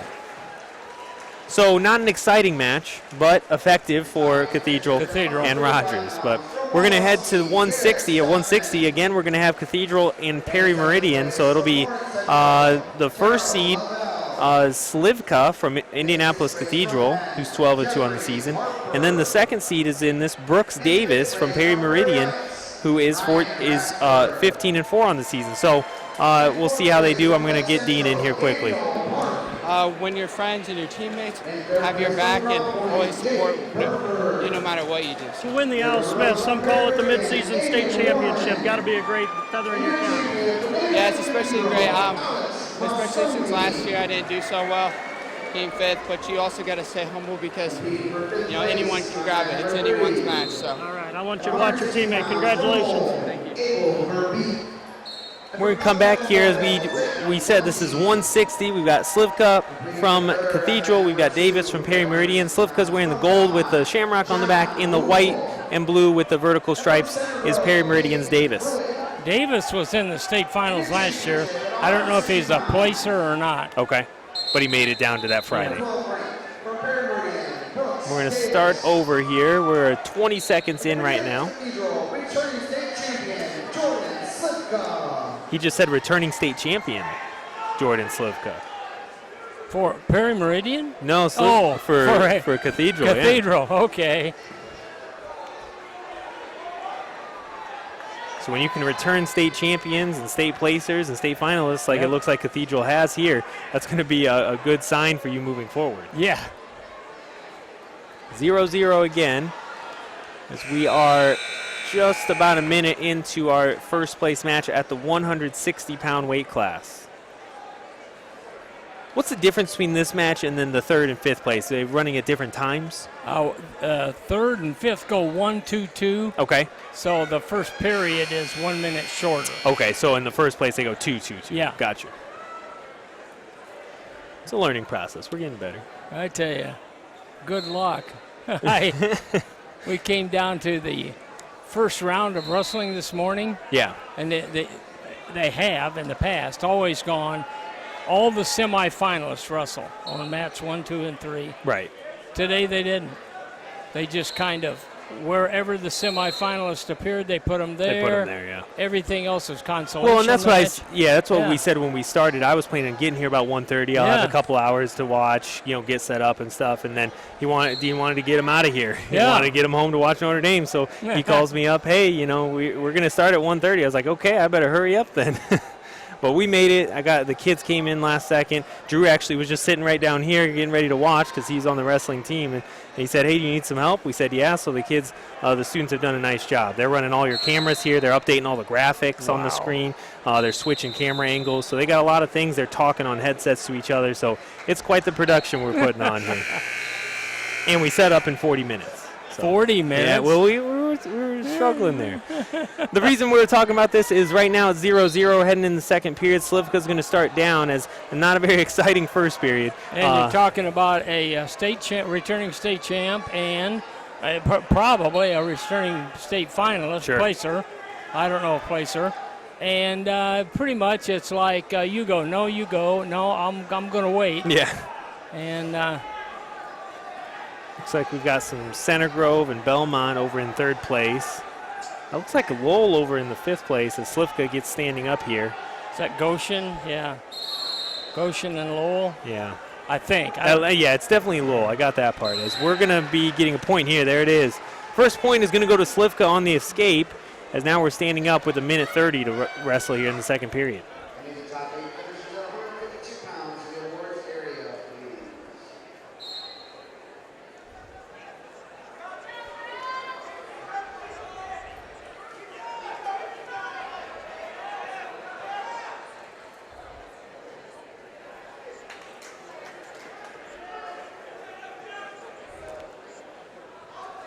Neither wrestler's really, at this point, willing to make a big commitment to something.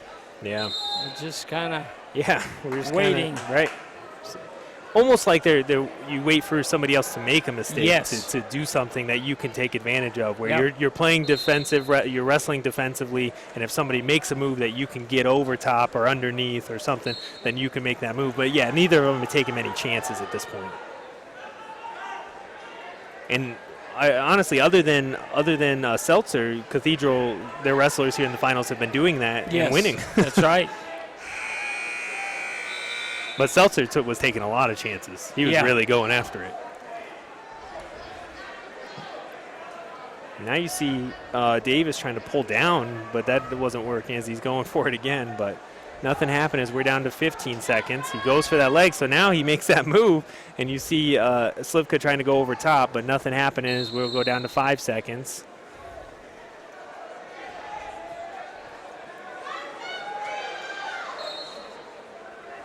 And we're back going here. Just a few seconds as Slivka's not going to let anything happen here as we'll get... Just Warren Perry for stalling. Yeah, I saw that.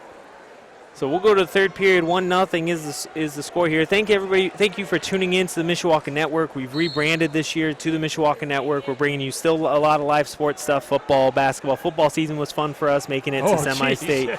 But we're bringing you all girls and boys basketball, all volleyball. We actually did all 3 of the music concerts. We did Vespers for choir, orchestra, and band. We were able to put those out as the students went and recorded those things for us. So we're doing a lot more things, and so we're going to make a short film here in the spring semester. So we're all pretty excited about where the program's going.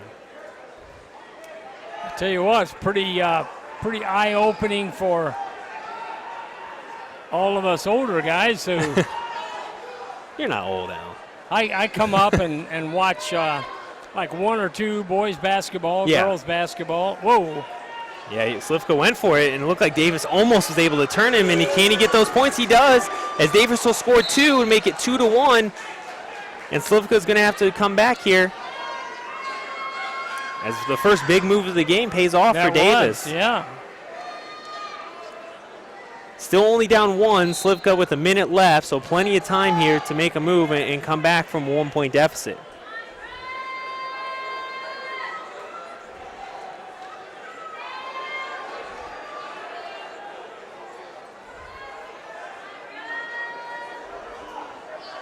Nothing happening now as Silifke's got to get at least an escape. Escape will tie it, and he's close. Can he get around? He doesn't. He's almost got a reversal there. He's got the leg. Yep. As you see, he hasn't called that 1 point yet, as now he will. 1 point escape will make it 2-2 with 30 seconds to wrestle. Any points will win it at this point. And again, Davis goes for that big dive at the legs, but nothing. You hear somebody behind us asking for a stalling call on Slavka there. He's actually saying call it both ways.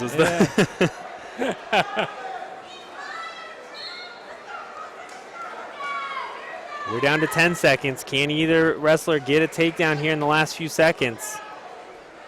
We're down to 4. And nothing, as we will go to overtime. Our second overtime match here in the finals.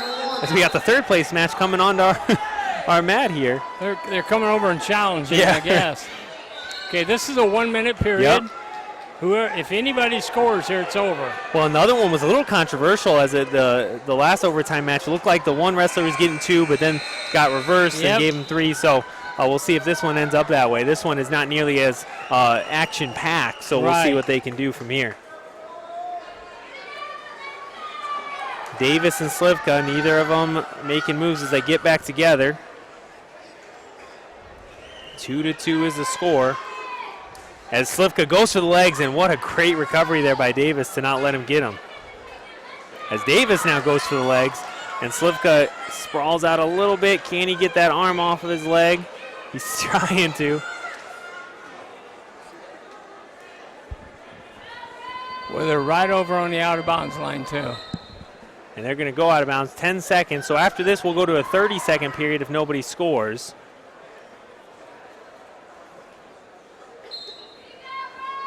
As we're counting down to 5 seconds here.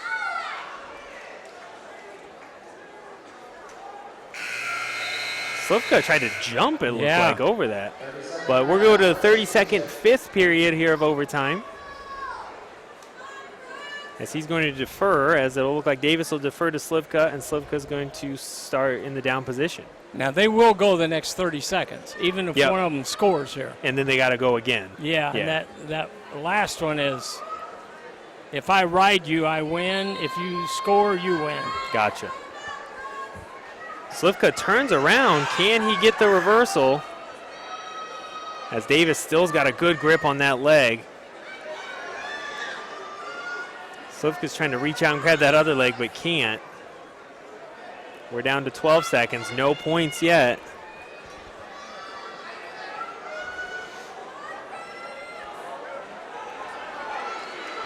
And he's almost got it. Are they going to give him the points?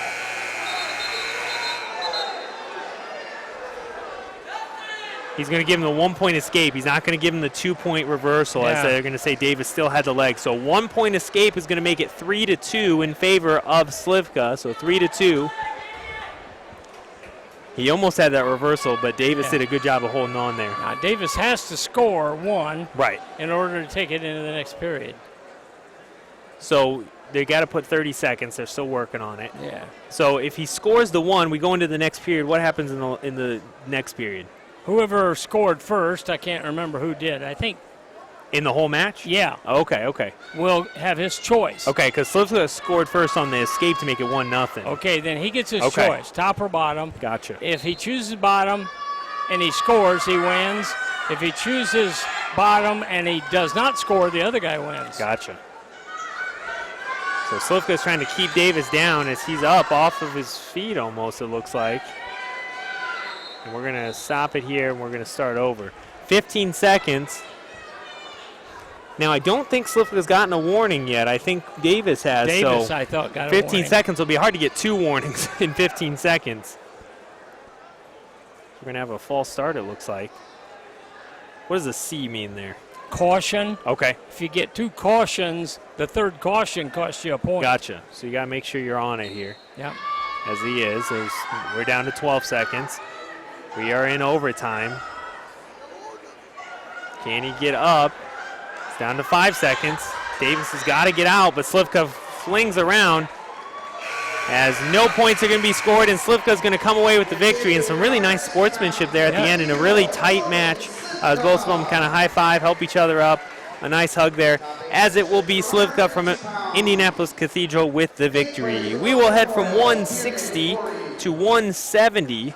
So we go up a little bit higher to 170, and here's a big match for us, Al, as we've got Nick South from Columbus East and Joe Walker from Mishawaka High School. The guy that Walker beat on a, whatever you call it, momentary call at the end of the match. From Bloomington South, yeah. Lost to this guy. Okay. That was his only loss until Walker. Yeah, when I got here, Dean Hupper was telling us a little bit about that. Yeah. But yes, it's probably the best atmosphere other than state. Look at everyone. Congratulations. Good luck the rest of the year.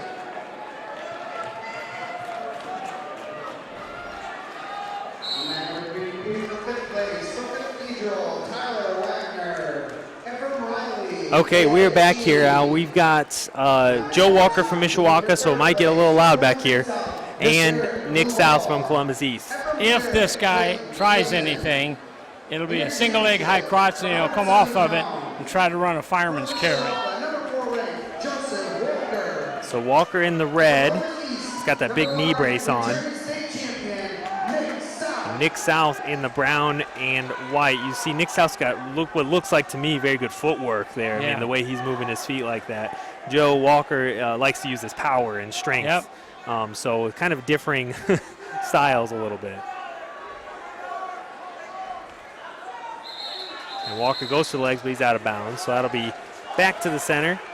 We are just about 30 seconds in here to the first period, as Mishawaka's first wrestler of the day of the final, is wrestling here with Joe Walker. Again, if anything happens, I'm telling you, this crowd behind us, Al, is gonna be loud. Joe's been doing a lot of throwing off and then separating them, as Walker and South here are going at it for the championship at 170. They're locked up top here. Nothing happening as we'll go back to the center.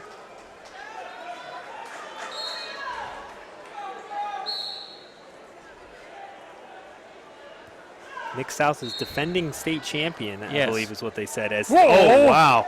There's that. Come on, stay on that whizzer. I'll tell you what, it looked like for sure that South had those points, but somehow Walker got out of it. Can he get out of this, though, as he's not in a great position either, though, as South's got his leg here. South's doing a good job of not doing what we talked about earlier, grabbing that ankle and like twisting it out to the outside. He's really just using his body to push Walker, and Walker's going to hope to get out of bounds, and he does. He does. And that was a tough go there, as it looked like Walker was going to go down easy there, as South made an unbelievably fast move. But Walker does a good job getting out of it, as we'll be down to 30 seconds left in the first period. So again, Columbus East is here in this championship. They've had a number of them. Yep.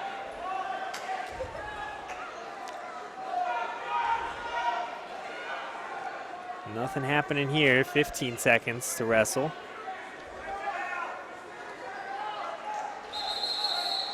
And we're going to have a stalemate here. 9 seconds left to wrestle.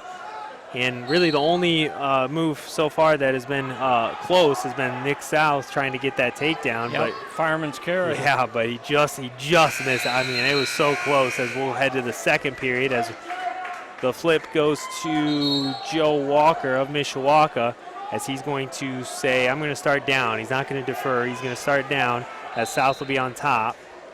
Walker's going to try to get out of this quickly, I'm sure. And he's up.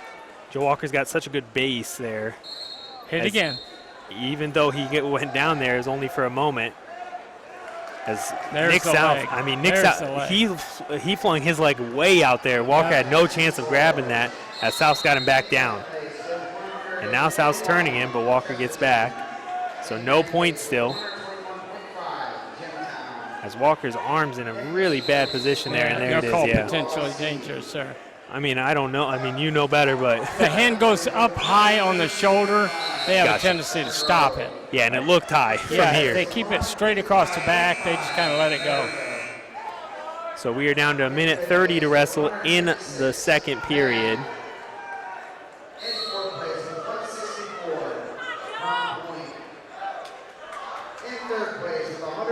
Walker's going to try to get out of this, but Nick South is really riding well so far here. 1:20 to wrestle in the second period.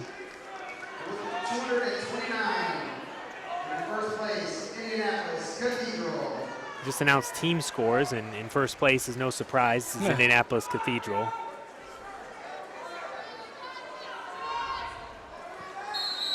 If they don't get a lot of action going, Walker will never get out of there.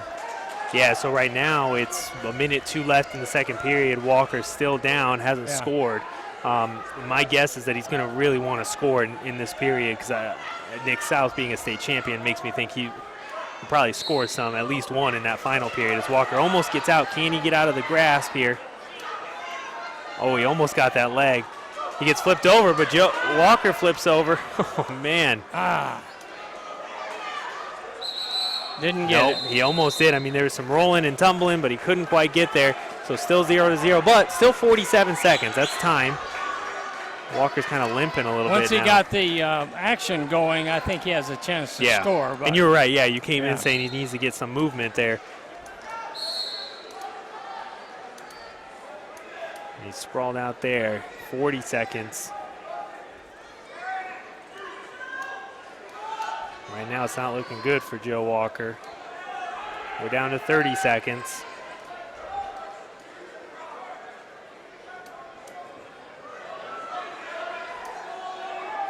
Still nothing. We're down to 20 seconds.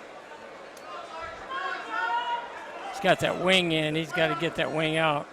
Yep, we're down to 15. You heard some fans stalling, but I think both of them are kind of at a space where they're not doing a lot. We're down to 7 seconds. They're going to call Walker there for stalling, as we will end the second period here 0-0, as South is already ready to go. I mean, he went over there to start down. I think he likes his position right now, tied at 0. I mean, South just does such a good job. Look at that. Those legs are just, I mean, he's not in a bad position at all as Walker tries to get him. And he's going to call an unsafe play there as he kind of swung around. 1:49 in the third period, still tied at 0.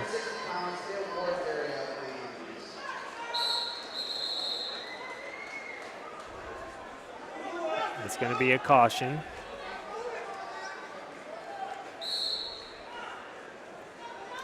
South still down. Can he get up? Walker really trying to use his strength, and there's going to be stalling. There's a point. So that's going to be 2-0 now in favor of Nick South, as now it's really wrestling. Yeah. And so that warning that turned into a point was really tough because it was right when he escaped too. So 2-0, excuse me, as Walker's really going to have to make it work, and you saw him going for it there out of that break. We'll see what he can do now, down 2-0. This is where a good wrestler like Nick South might take advantage of your aggressiveness. Yeah.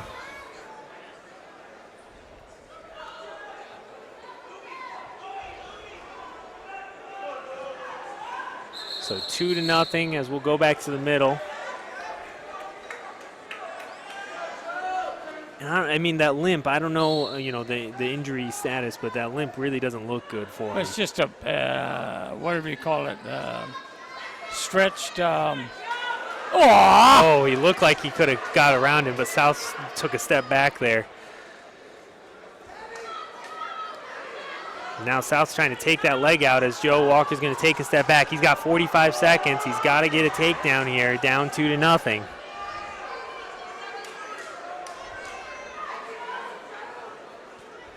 We're down to 35 seconds.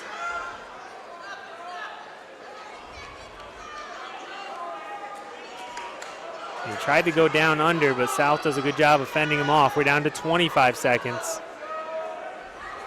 That's going to be a green stall. Gave Walker a point. So Joe Walker gets 1 point for the stall.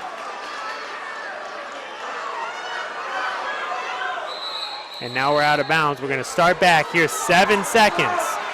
And they're going to take that point away, I think, because I think that was his first warning. Yeah, I think they're going to take that point away. Yep, there it is. So you're going to hear the fans behind us not thrilled with that, I'm sure. But that was his first warning. So we've got 6 seconds as Walker goes for the legs. He's picked him up. Can he get him down?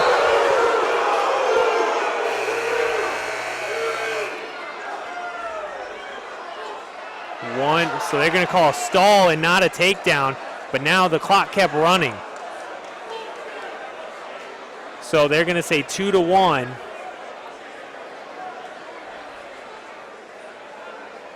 They're going to put 3 seconds back up as Walker really got him with that one, too. He just ran out of space.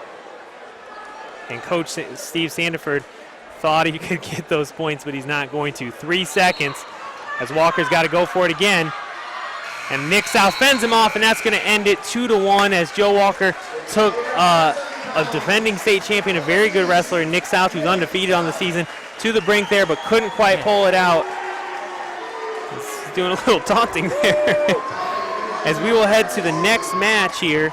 The next match will be at 182. 182 will be Bates from Chesterton in maroon. In the white will be Jacob LaPlace from Mishawaka, as we'll go down to Dean Huppert here with the champion, Nick South.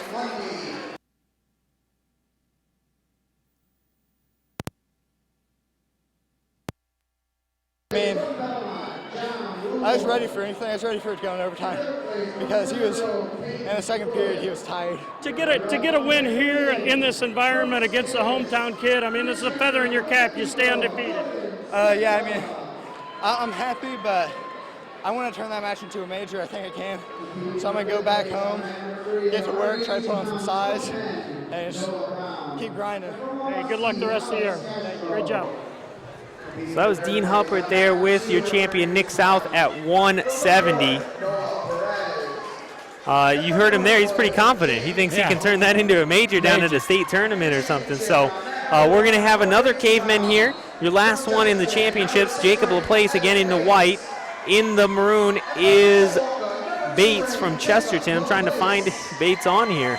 There it is. Evan Bates, 24-1 on the season. Jacob Laplace, 28-0. Jacob Laplace is a little different style than maybe Joe Walker, where Laplace is trying to win, get some points, whereas Joe Walker is trying to get you on those falls for sure. But Laplace undefeated on the year, 28-0, is going to try to get Mishawaka a victory here in the championship match.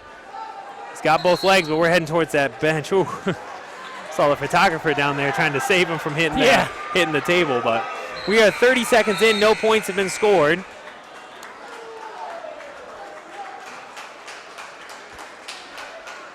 This base kind of hits away Laplace's hand off of his head.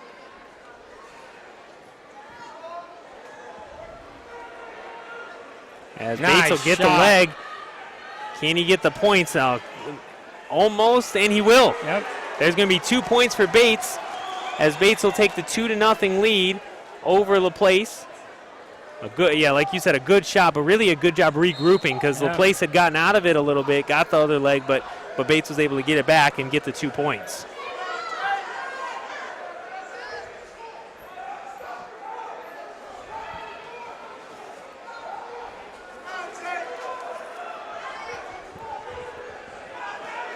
Laplace is just about out of it. It's going to be a 1-point escape there, as you were calling it before the ref was, Al. You were ready for that.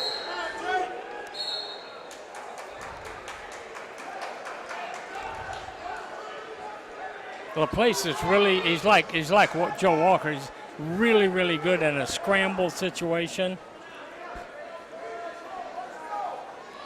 So we got 15 seconds. 2-1 is the lead for Bates over Laplace.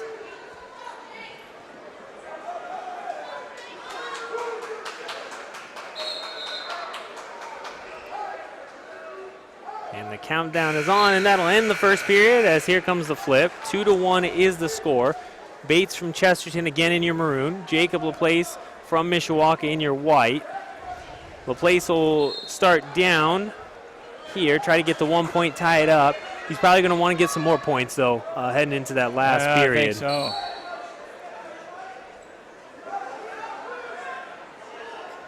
One thing we haven't seen is any pen wrestlers here in the finals. That's 195, okay. They have one.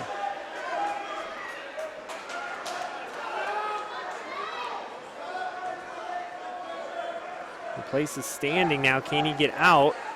He almost did, but could not. Actually, almost got put on his back there for a second as he was trying to stand up. He's got that leg stretched out there. Now he's back on all fours. Now he's standing. And this is dangerous. If you can get out, it's good, but if he gets you rolled down. Yep. And there, Laplace is able to get him. 2. There it is. 2 point reversal for Laplace makes it 2-3 in favor of Laplace. And that's how quickly these matches can change. Looked like Bates was in pretty good control there, but Laplace was just able to reverse that on him. Yep.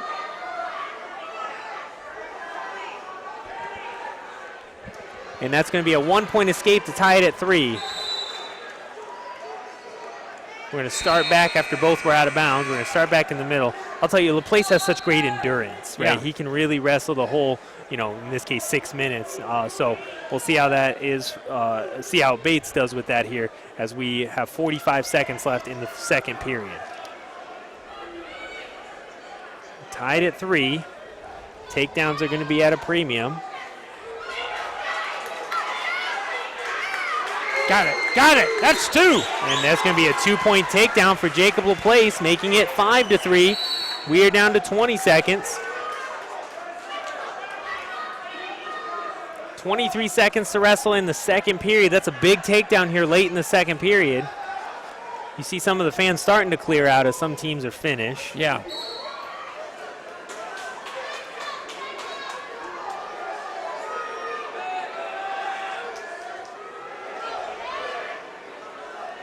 Nothing happening yet.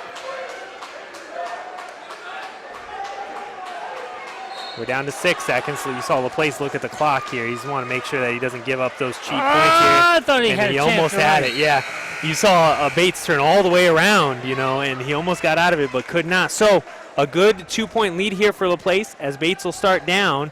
So an escape won't do it for you. You're going to need more than that if you're Bates and Chesterton, as that's going to be a caution there. Fans are going to start to get in it if it stays close here. You got a lot of Mishawaka people right behind us. Obviously, we're home, but only got a few matches left here in this Al Smith Invitational. As that's a 1-point escape. It is now 5-4. 5-4. So a minute and a half left to wrestle. You got to make sure you keep wrestling. If you're Jacob Laplace, try to get another takedown. That would be a really big takedown. Yes, it at would. this point, up 1 and in a pretty low-scoring match so far. As Bates goes for that takedown, Laplace fends him off. Won't be surprised to see stalemate. There it is. We're going to restart here. You want to make sure not to put it in the ref's hands here and make sure you wrestle hard here to the end. You know, you don't want anybody saying, "Oh, well, he called a stall or whatever." As Bates has him, can he get him down? Good job by Laplace of not getting put on his back. As Laplace is going to get his ankle. Got his ankle. Yes. And he's got nope. They're going to say nope. He didn't quite get. You see. That's 2. He's almost, yeah, Bates just got that arm across, yep. So no points, but that was a good play as Bates thought he had him.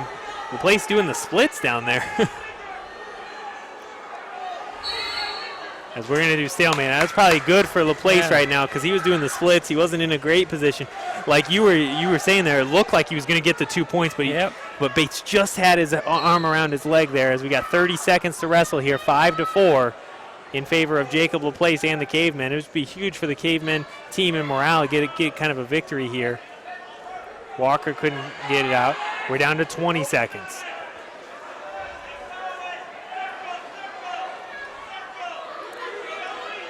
No stalling has been called, so we got 10 seconds. Can Bates get him down? We're down to 7 seconds. You see Bates looking at the clock. He's going to try to throw him, but Laplace has got him.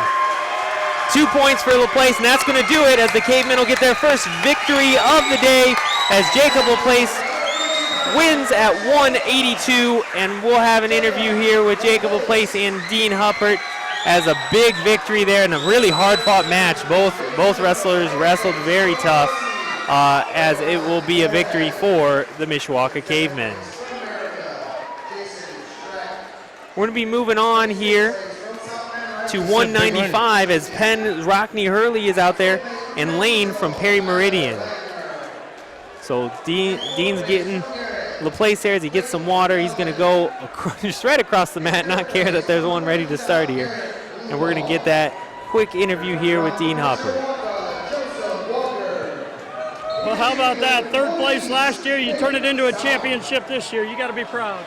Very, feels good. Yeah, tell me about that. In front of the home crowd, you're an Al Smith champion.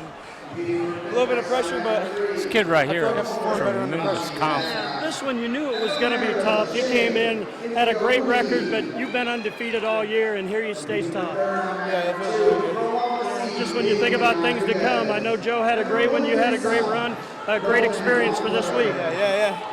It's going to make us work harder in practice every day. Congratulations. Jacob Laplace, champion of the Al Smith Invitational. So Jacob Laplace there wins the match for first place as we're heading to 195. What were you telling me about the Rockney Hurley? Yep.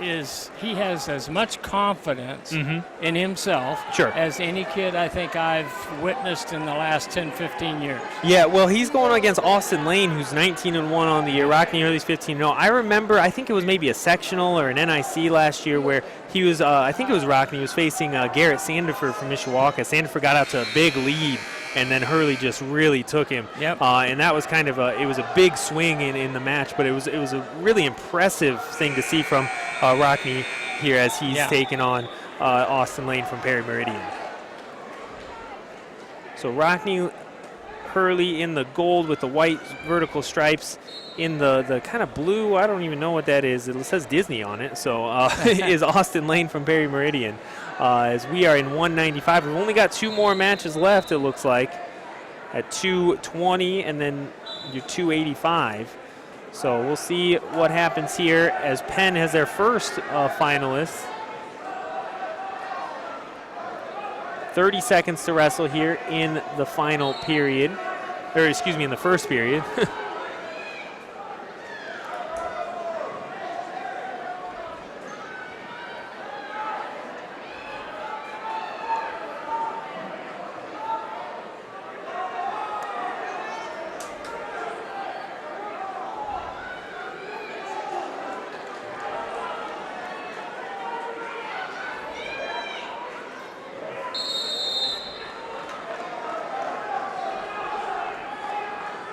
One second left. So yeah, they're just gonna have the 1 second, tied at 0. We'll be heading to the second period next,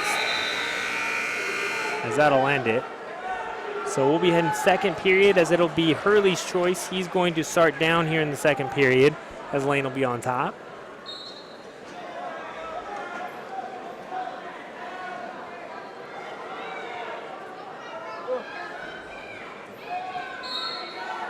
And Hurley's already standing. He looks like he's going to get out of this quickly, and does. Austin Lane couldn't keep him down very long. No. As 5 seconds into the second period, it's 1-0 in favor of Rockne Hurley. 1-0. As no points given there. Oh, there it is. 2 more points makes it 3-0 in favor of Hurley. As we have the score wrong, it's going to come up different. It's going to be 3-1 now. That is the escape, yeah. 3-1 as we go back to the center and start over. I'll tell you what, it's been pretty quick here, but what's also been pretty not a lot of injury timeouts or That's true. blood or anything like that. You know, we've been going pretty fast. Even though some of these have been going, we had a couple overtime. A lot of them, I don't think we've had a single fall. Not that I remember. Yeah.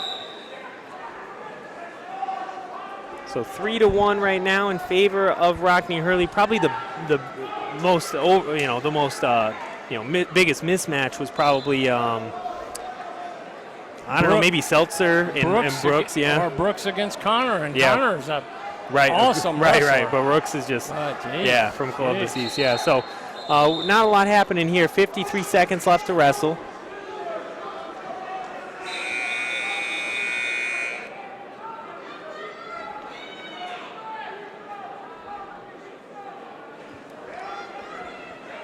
Thanks, man. We're down to 40 seconds left to wrestle in the second period. 3-1 in favor of Rockne Hurley. Still nothing happening yet. There's somebody yelling that he's stalling out there. We're out of bounds heading into the stands. We're going to be standing up, and now you hear some people cheering. I'm sure there's a lot of Penn people. A lot of them are straight across from us. Yep. Austin Lane down 3-1 to Rockne Hurley of the Penn Kingsmen. We're down to 15 seconds to wrestle here in the second period.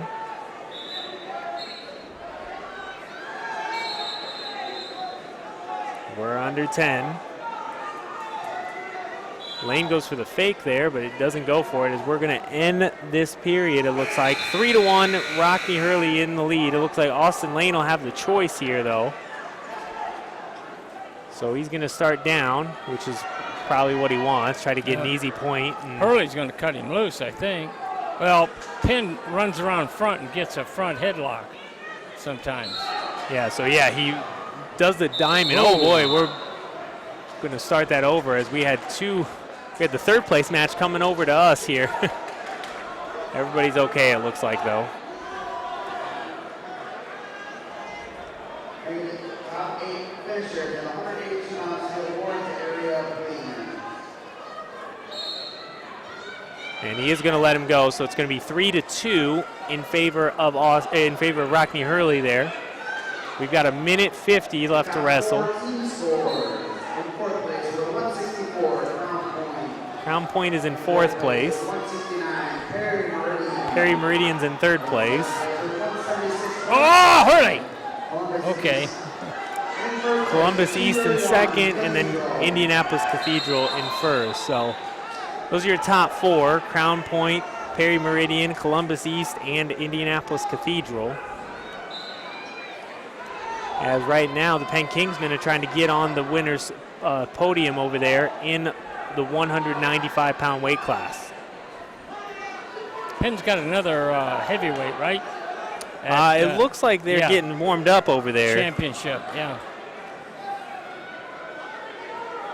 Looks like we're going to see a couple new teams coming up. Actually, yeah, Penn DeVault is going to be in the championship at 285 against Atria from Maryville. So we're down to 1 minute left in the 195 match here. No points given. We're out of bounds. We'll start in the center again. Looks like next we've got Fowler from Calumet. Yeah. And Volte, it looks like maybe that's Columbus East again. Yep, it is. So Calumet, Columbus East will be next. But right now we've still got 45 seconds in a 1-point match as Austin Lane just needs a point to tie it, 2 points to win it. As Hurley's got him around. Can he get the 2 points though? As Austin Lane's got him in a headlock. They're going to say no. Oh, no takedown. Oh, it looked like Hurley got it. Once he got out of that headlock, he was good. Yeah.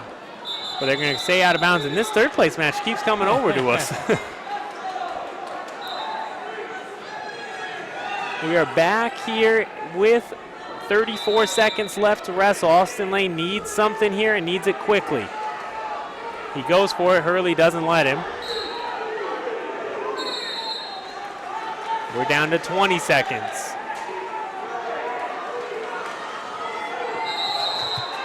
Nothing happening yet. We're down to 10 seconds. Austin Lane's got the leg. Can he get him down? It's going to be close. We got 6 seconds, and there it is, 2 points. Hurley! And that's going to do it. Austin Lane's going to come away with the victory, 4-3. Rockney Hurley lost it in the last few seconds there as he gave up the 2-point takedown, and he's having a hard time getting up, I'm sure more out of disappointment than out of actual injury, as Rockney Hurley loses to Austin Lane by a score of 4-3.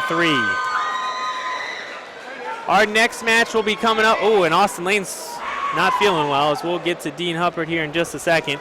We'll be going on next to Fowler from Calumet and another Columbus East wrestler, as we'll go to Dean Huppert.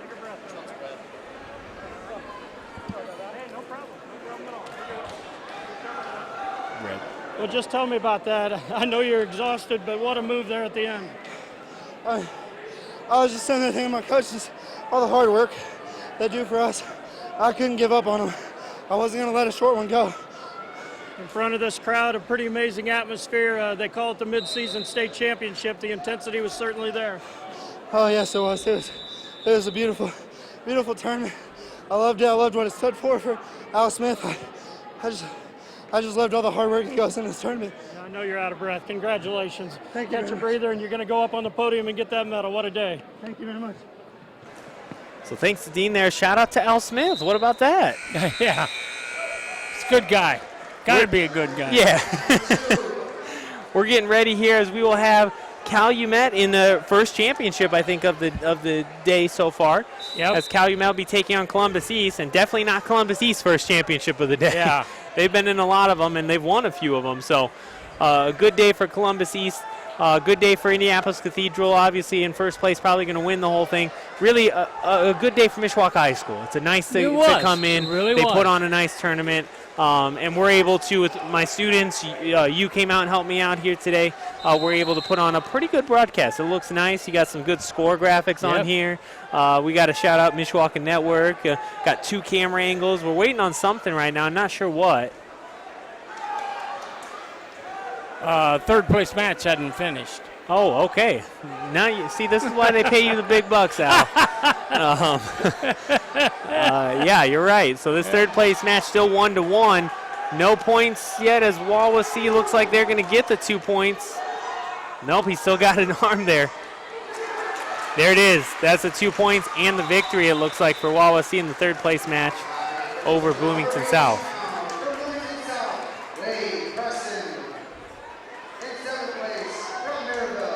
So now they're doing the 182, I think, podium over there with Jacob Laplace on the top.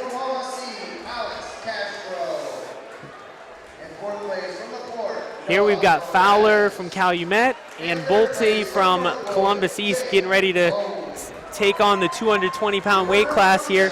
Just reflecting out, obviously this has been a big tournament for a long time. How's this one been for you? If these guys keep inviting better and better teams up here, this is, I think, the most ranked teams and the most ranked wrestlers that I've ever seen here. And it wasn't disappointed. I mean, they came to wrestle, and they did. Yeah, and you see, like you said, these top-ranked teams. Yeah. I don't know what Columbus East is ranked, but it's got to be high, right? Cathedral, we've talked about. Perry Meridian, you've got these teams coming up that haven't been here in the past. That's right. And they're coming up here, and it's good competition, and it's nice to see. It's good for us to broadcast this great competition. Yeah. So it definitely has been a good day so far. So right now we're underway. We are just 30 seconds in. No points yet. They're going to say 2 points red, so 2 points for Fowler and Calumet, as it'll be 2-0 here early on. And one of the first matches we've had points early. That's right. Lately. Yeah. Especially lately. So we talked not a lot of injuries, which has made this go pretty quickly, even though the matches are all going 3 periods.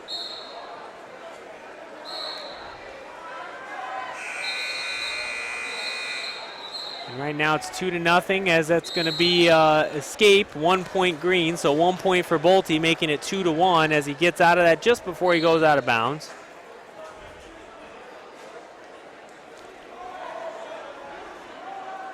This kid from Calumet's been ranked pretty high individually almost all year. Yeah, he's got the lead right now here in, like we were talking about, a very competitive tournament. So it's always a good sign for you as an individual wrestler and for your team. Calumet here, Fowler in the gray, in the brown and the shorts, again from Columbus East. Again, I like you said, it's kind of a new thing, but the shorts is just kind of something that's, I don't know if it's good, bad, or otherwise. It's just not something. It's just something you can grab onto. I don't know, like. It seems new, and then you more than anything else, I think it's normally what you wear in practice. Gotcha. Is the t-shirts and a pair of shorts. Gotcha. So I don't know if that's a comfort zone. Yeah. Right now it's 2-1 in favor of Fowler and Calumet. Bolte trying to make a comeback, and a big try there by Fowler, but couldn't quite get the legs.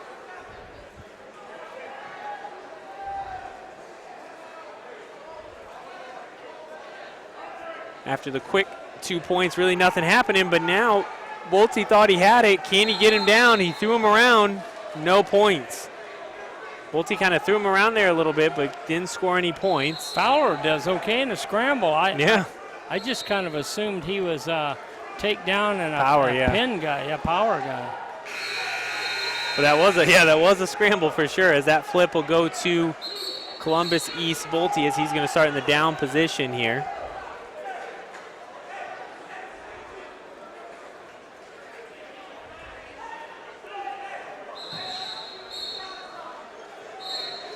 Stands up pretty easily. Yeah.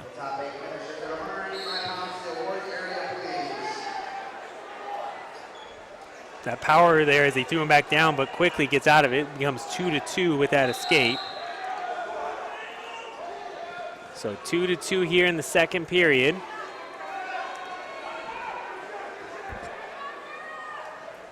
We are 30 seconds in. We're out of bounds.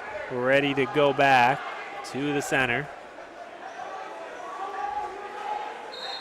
Get you a couple more interviews after this. I don't know what Dean will want to do after all the matches are over, but thanks for coming out here, Al, helping us out. Thanks for coming in. This is a kind of a highlighter mark. There's a lot of people every once in a while that are in military service, and they go, I was in Europe and I saw the webcast from the Mishawaka group, and he said, it's kind of neat. Yeah, so we're trying to provide a service to anybody around the world that can watch, but also all of it's being run by students. You know, they've been doing everything here today, even on short notice, even with, you know, having to get them in here quickly.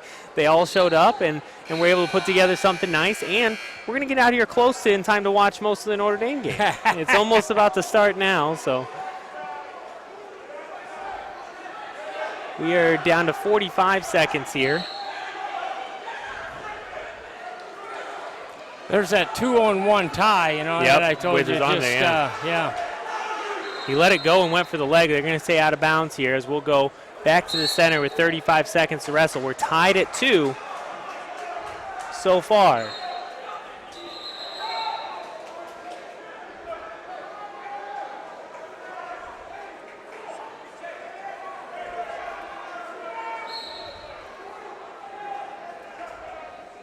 Trouble, Fowler. Yep, there's 2 points for Bolte, as now it's 4-2 in favor of Columbus East. Bolte over Fowler. You were calling it.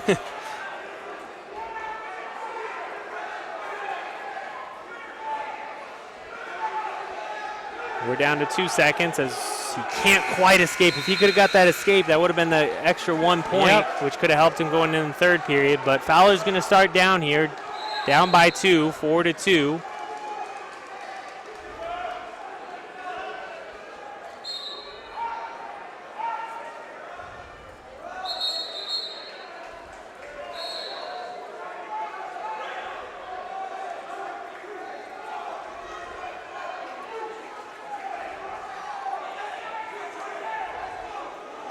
Fowler's almost standing up as we're going to call a stall here on Bolte, and so that's a big call because you've got 1:40 left. If you get another stall, it gives an easy point to Fowler, who's down 2. So an escape and a stall, and all of a sudden you're tied. Fowler's standing now. He's going to get out. So the 1-point escape makes it 4-3. 4-3 in favor of Columbus East. We've had a lot of close matches, too. We have. Really, really have. Coming down to the wire here again, as we've got one more match left after this.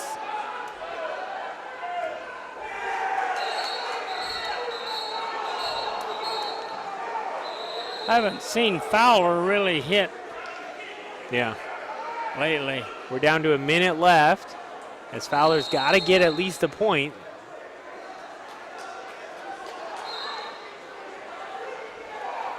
And he's got the leg.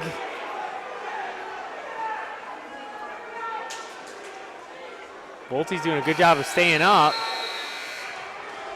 Oh! And he just went down, but they're out of bounds, and that's going to be no points. Yep.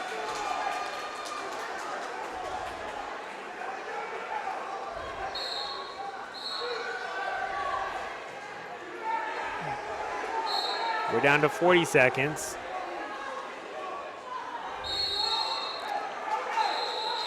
They're going to start back up.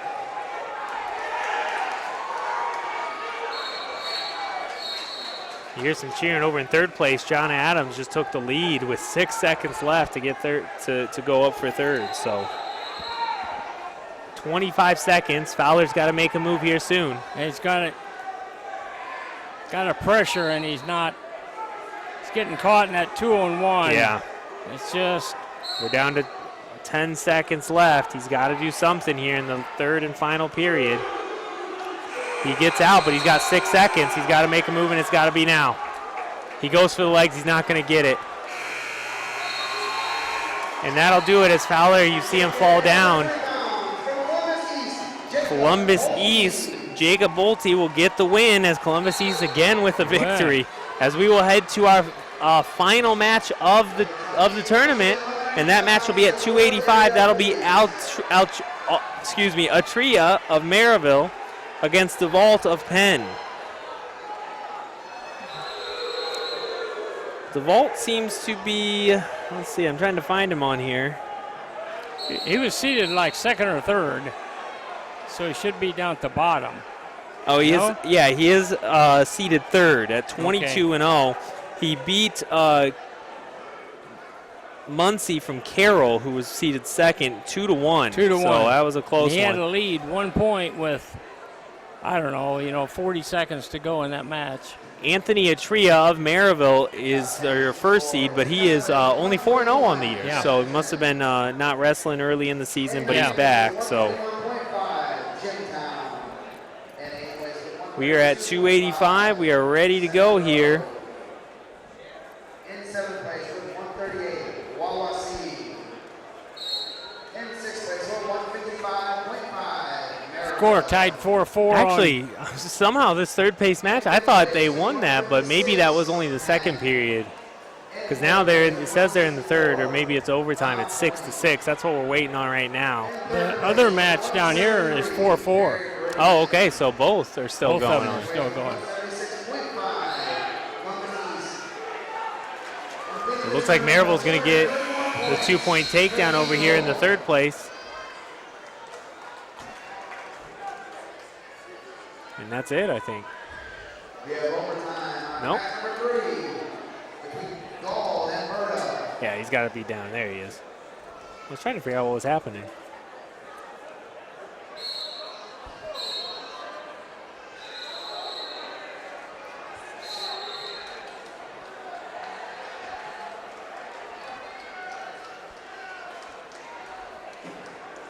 Right now we're just waiting. Got one last first place match here. I'm going to pull up the pregame for the Notre Dame here. Haven't quite started yet. They'll probably start in about 20 minutes. But you follow Notre Dame football, Al? Quite a bit, yeah. Do you? That's good. My wife actually works out of Notre Dame, so I followed a little bit. It kind of pleased me. Everybody that's supposedly an expert has picked Clemson. Of course, yeah. That's how that. I'd really like to You see like the Notre underdog Dame do feeling. well. Yeah. And Notre Dame's not used to that, right? Usually they're not underdog that often.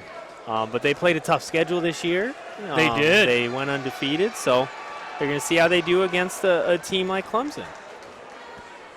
Right now we're still waiting on the fifth place match, it looks like. Third place is over. Maryville got that win. Penn is in this fifth place one against Indianapolis Cathedral. And actually, they're going to give Cathedral that 2-point takedown there at the end. So Cathedral will get fifth, as now we're just about ready. Was that the end of it, or that? I think so. I think they still have. Oh, they got one more period left. Yeah. You're right. That's a 3-point lead, though. Yeah, this is that third period. That gotcha. If you the score overtime. in the second period, you get a chance to come back in the next period. Well, third place match in 285 is already underway over to our right. They didn't wait, huh? No, they did not.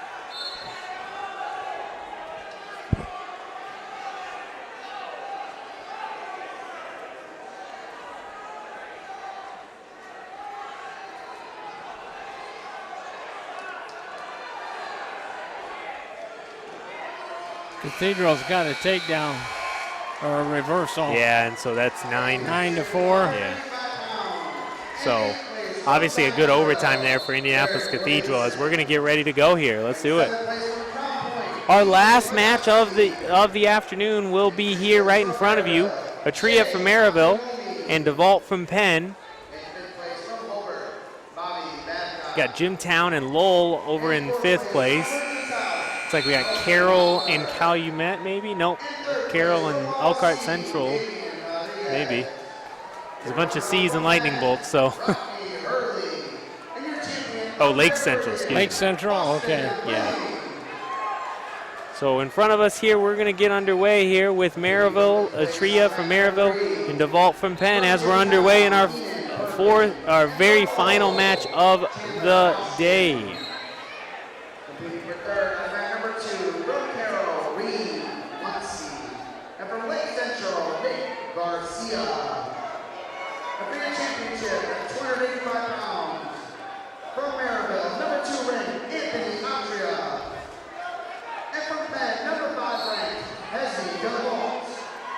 Nothing happening yet as they're just locked up top. See, DeVault's got all that tape on his shoulders. Yeah, I don't.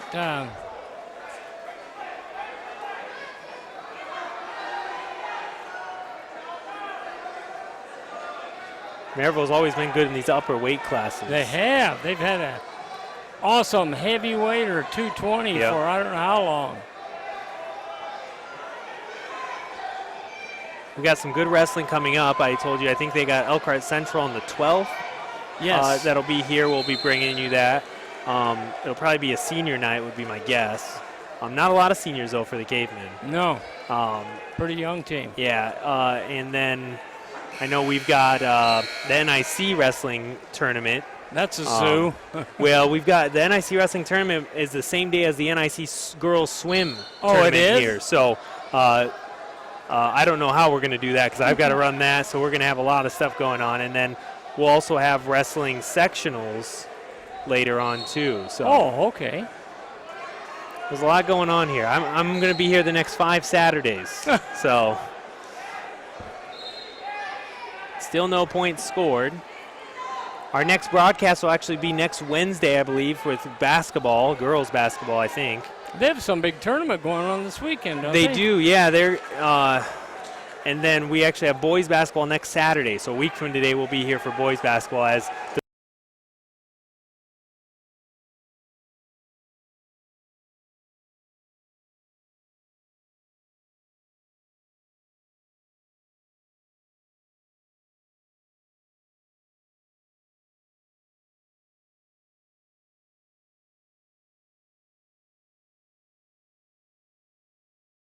five matches coming in. Maybe he just needs to get some of his legs under him. But a big win for DeVault as we'll go down to Dean Huppert for a quick interview.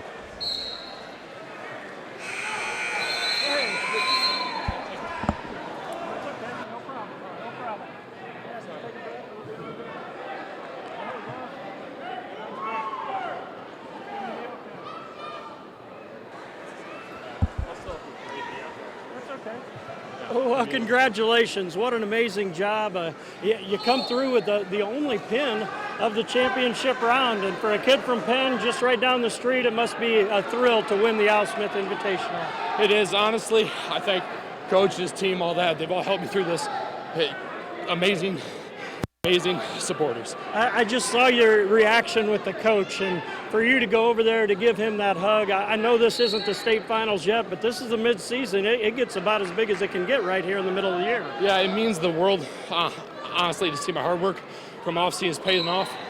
It's just great, you know. And to see a Mishawaka graduate, Coach Harper, come here, I know he wanted to get a champion today. He got one on the podium with your teammate as a runner-up, and here you are. Yes, sir. That's right. Congratulations. Nice job.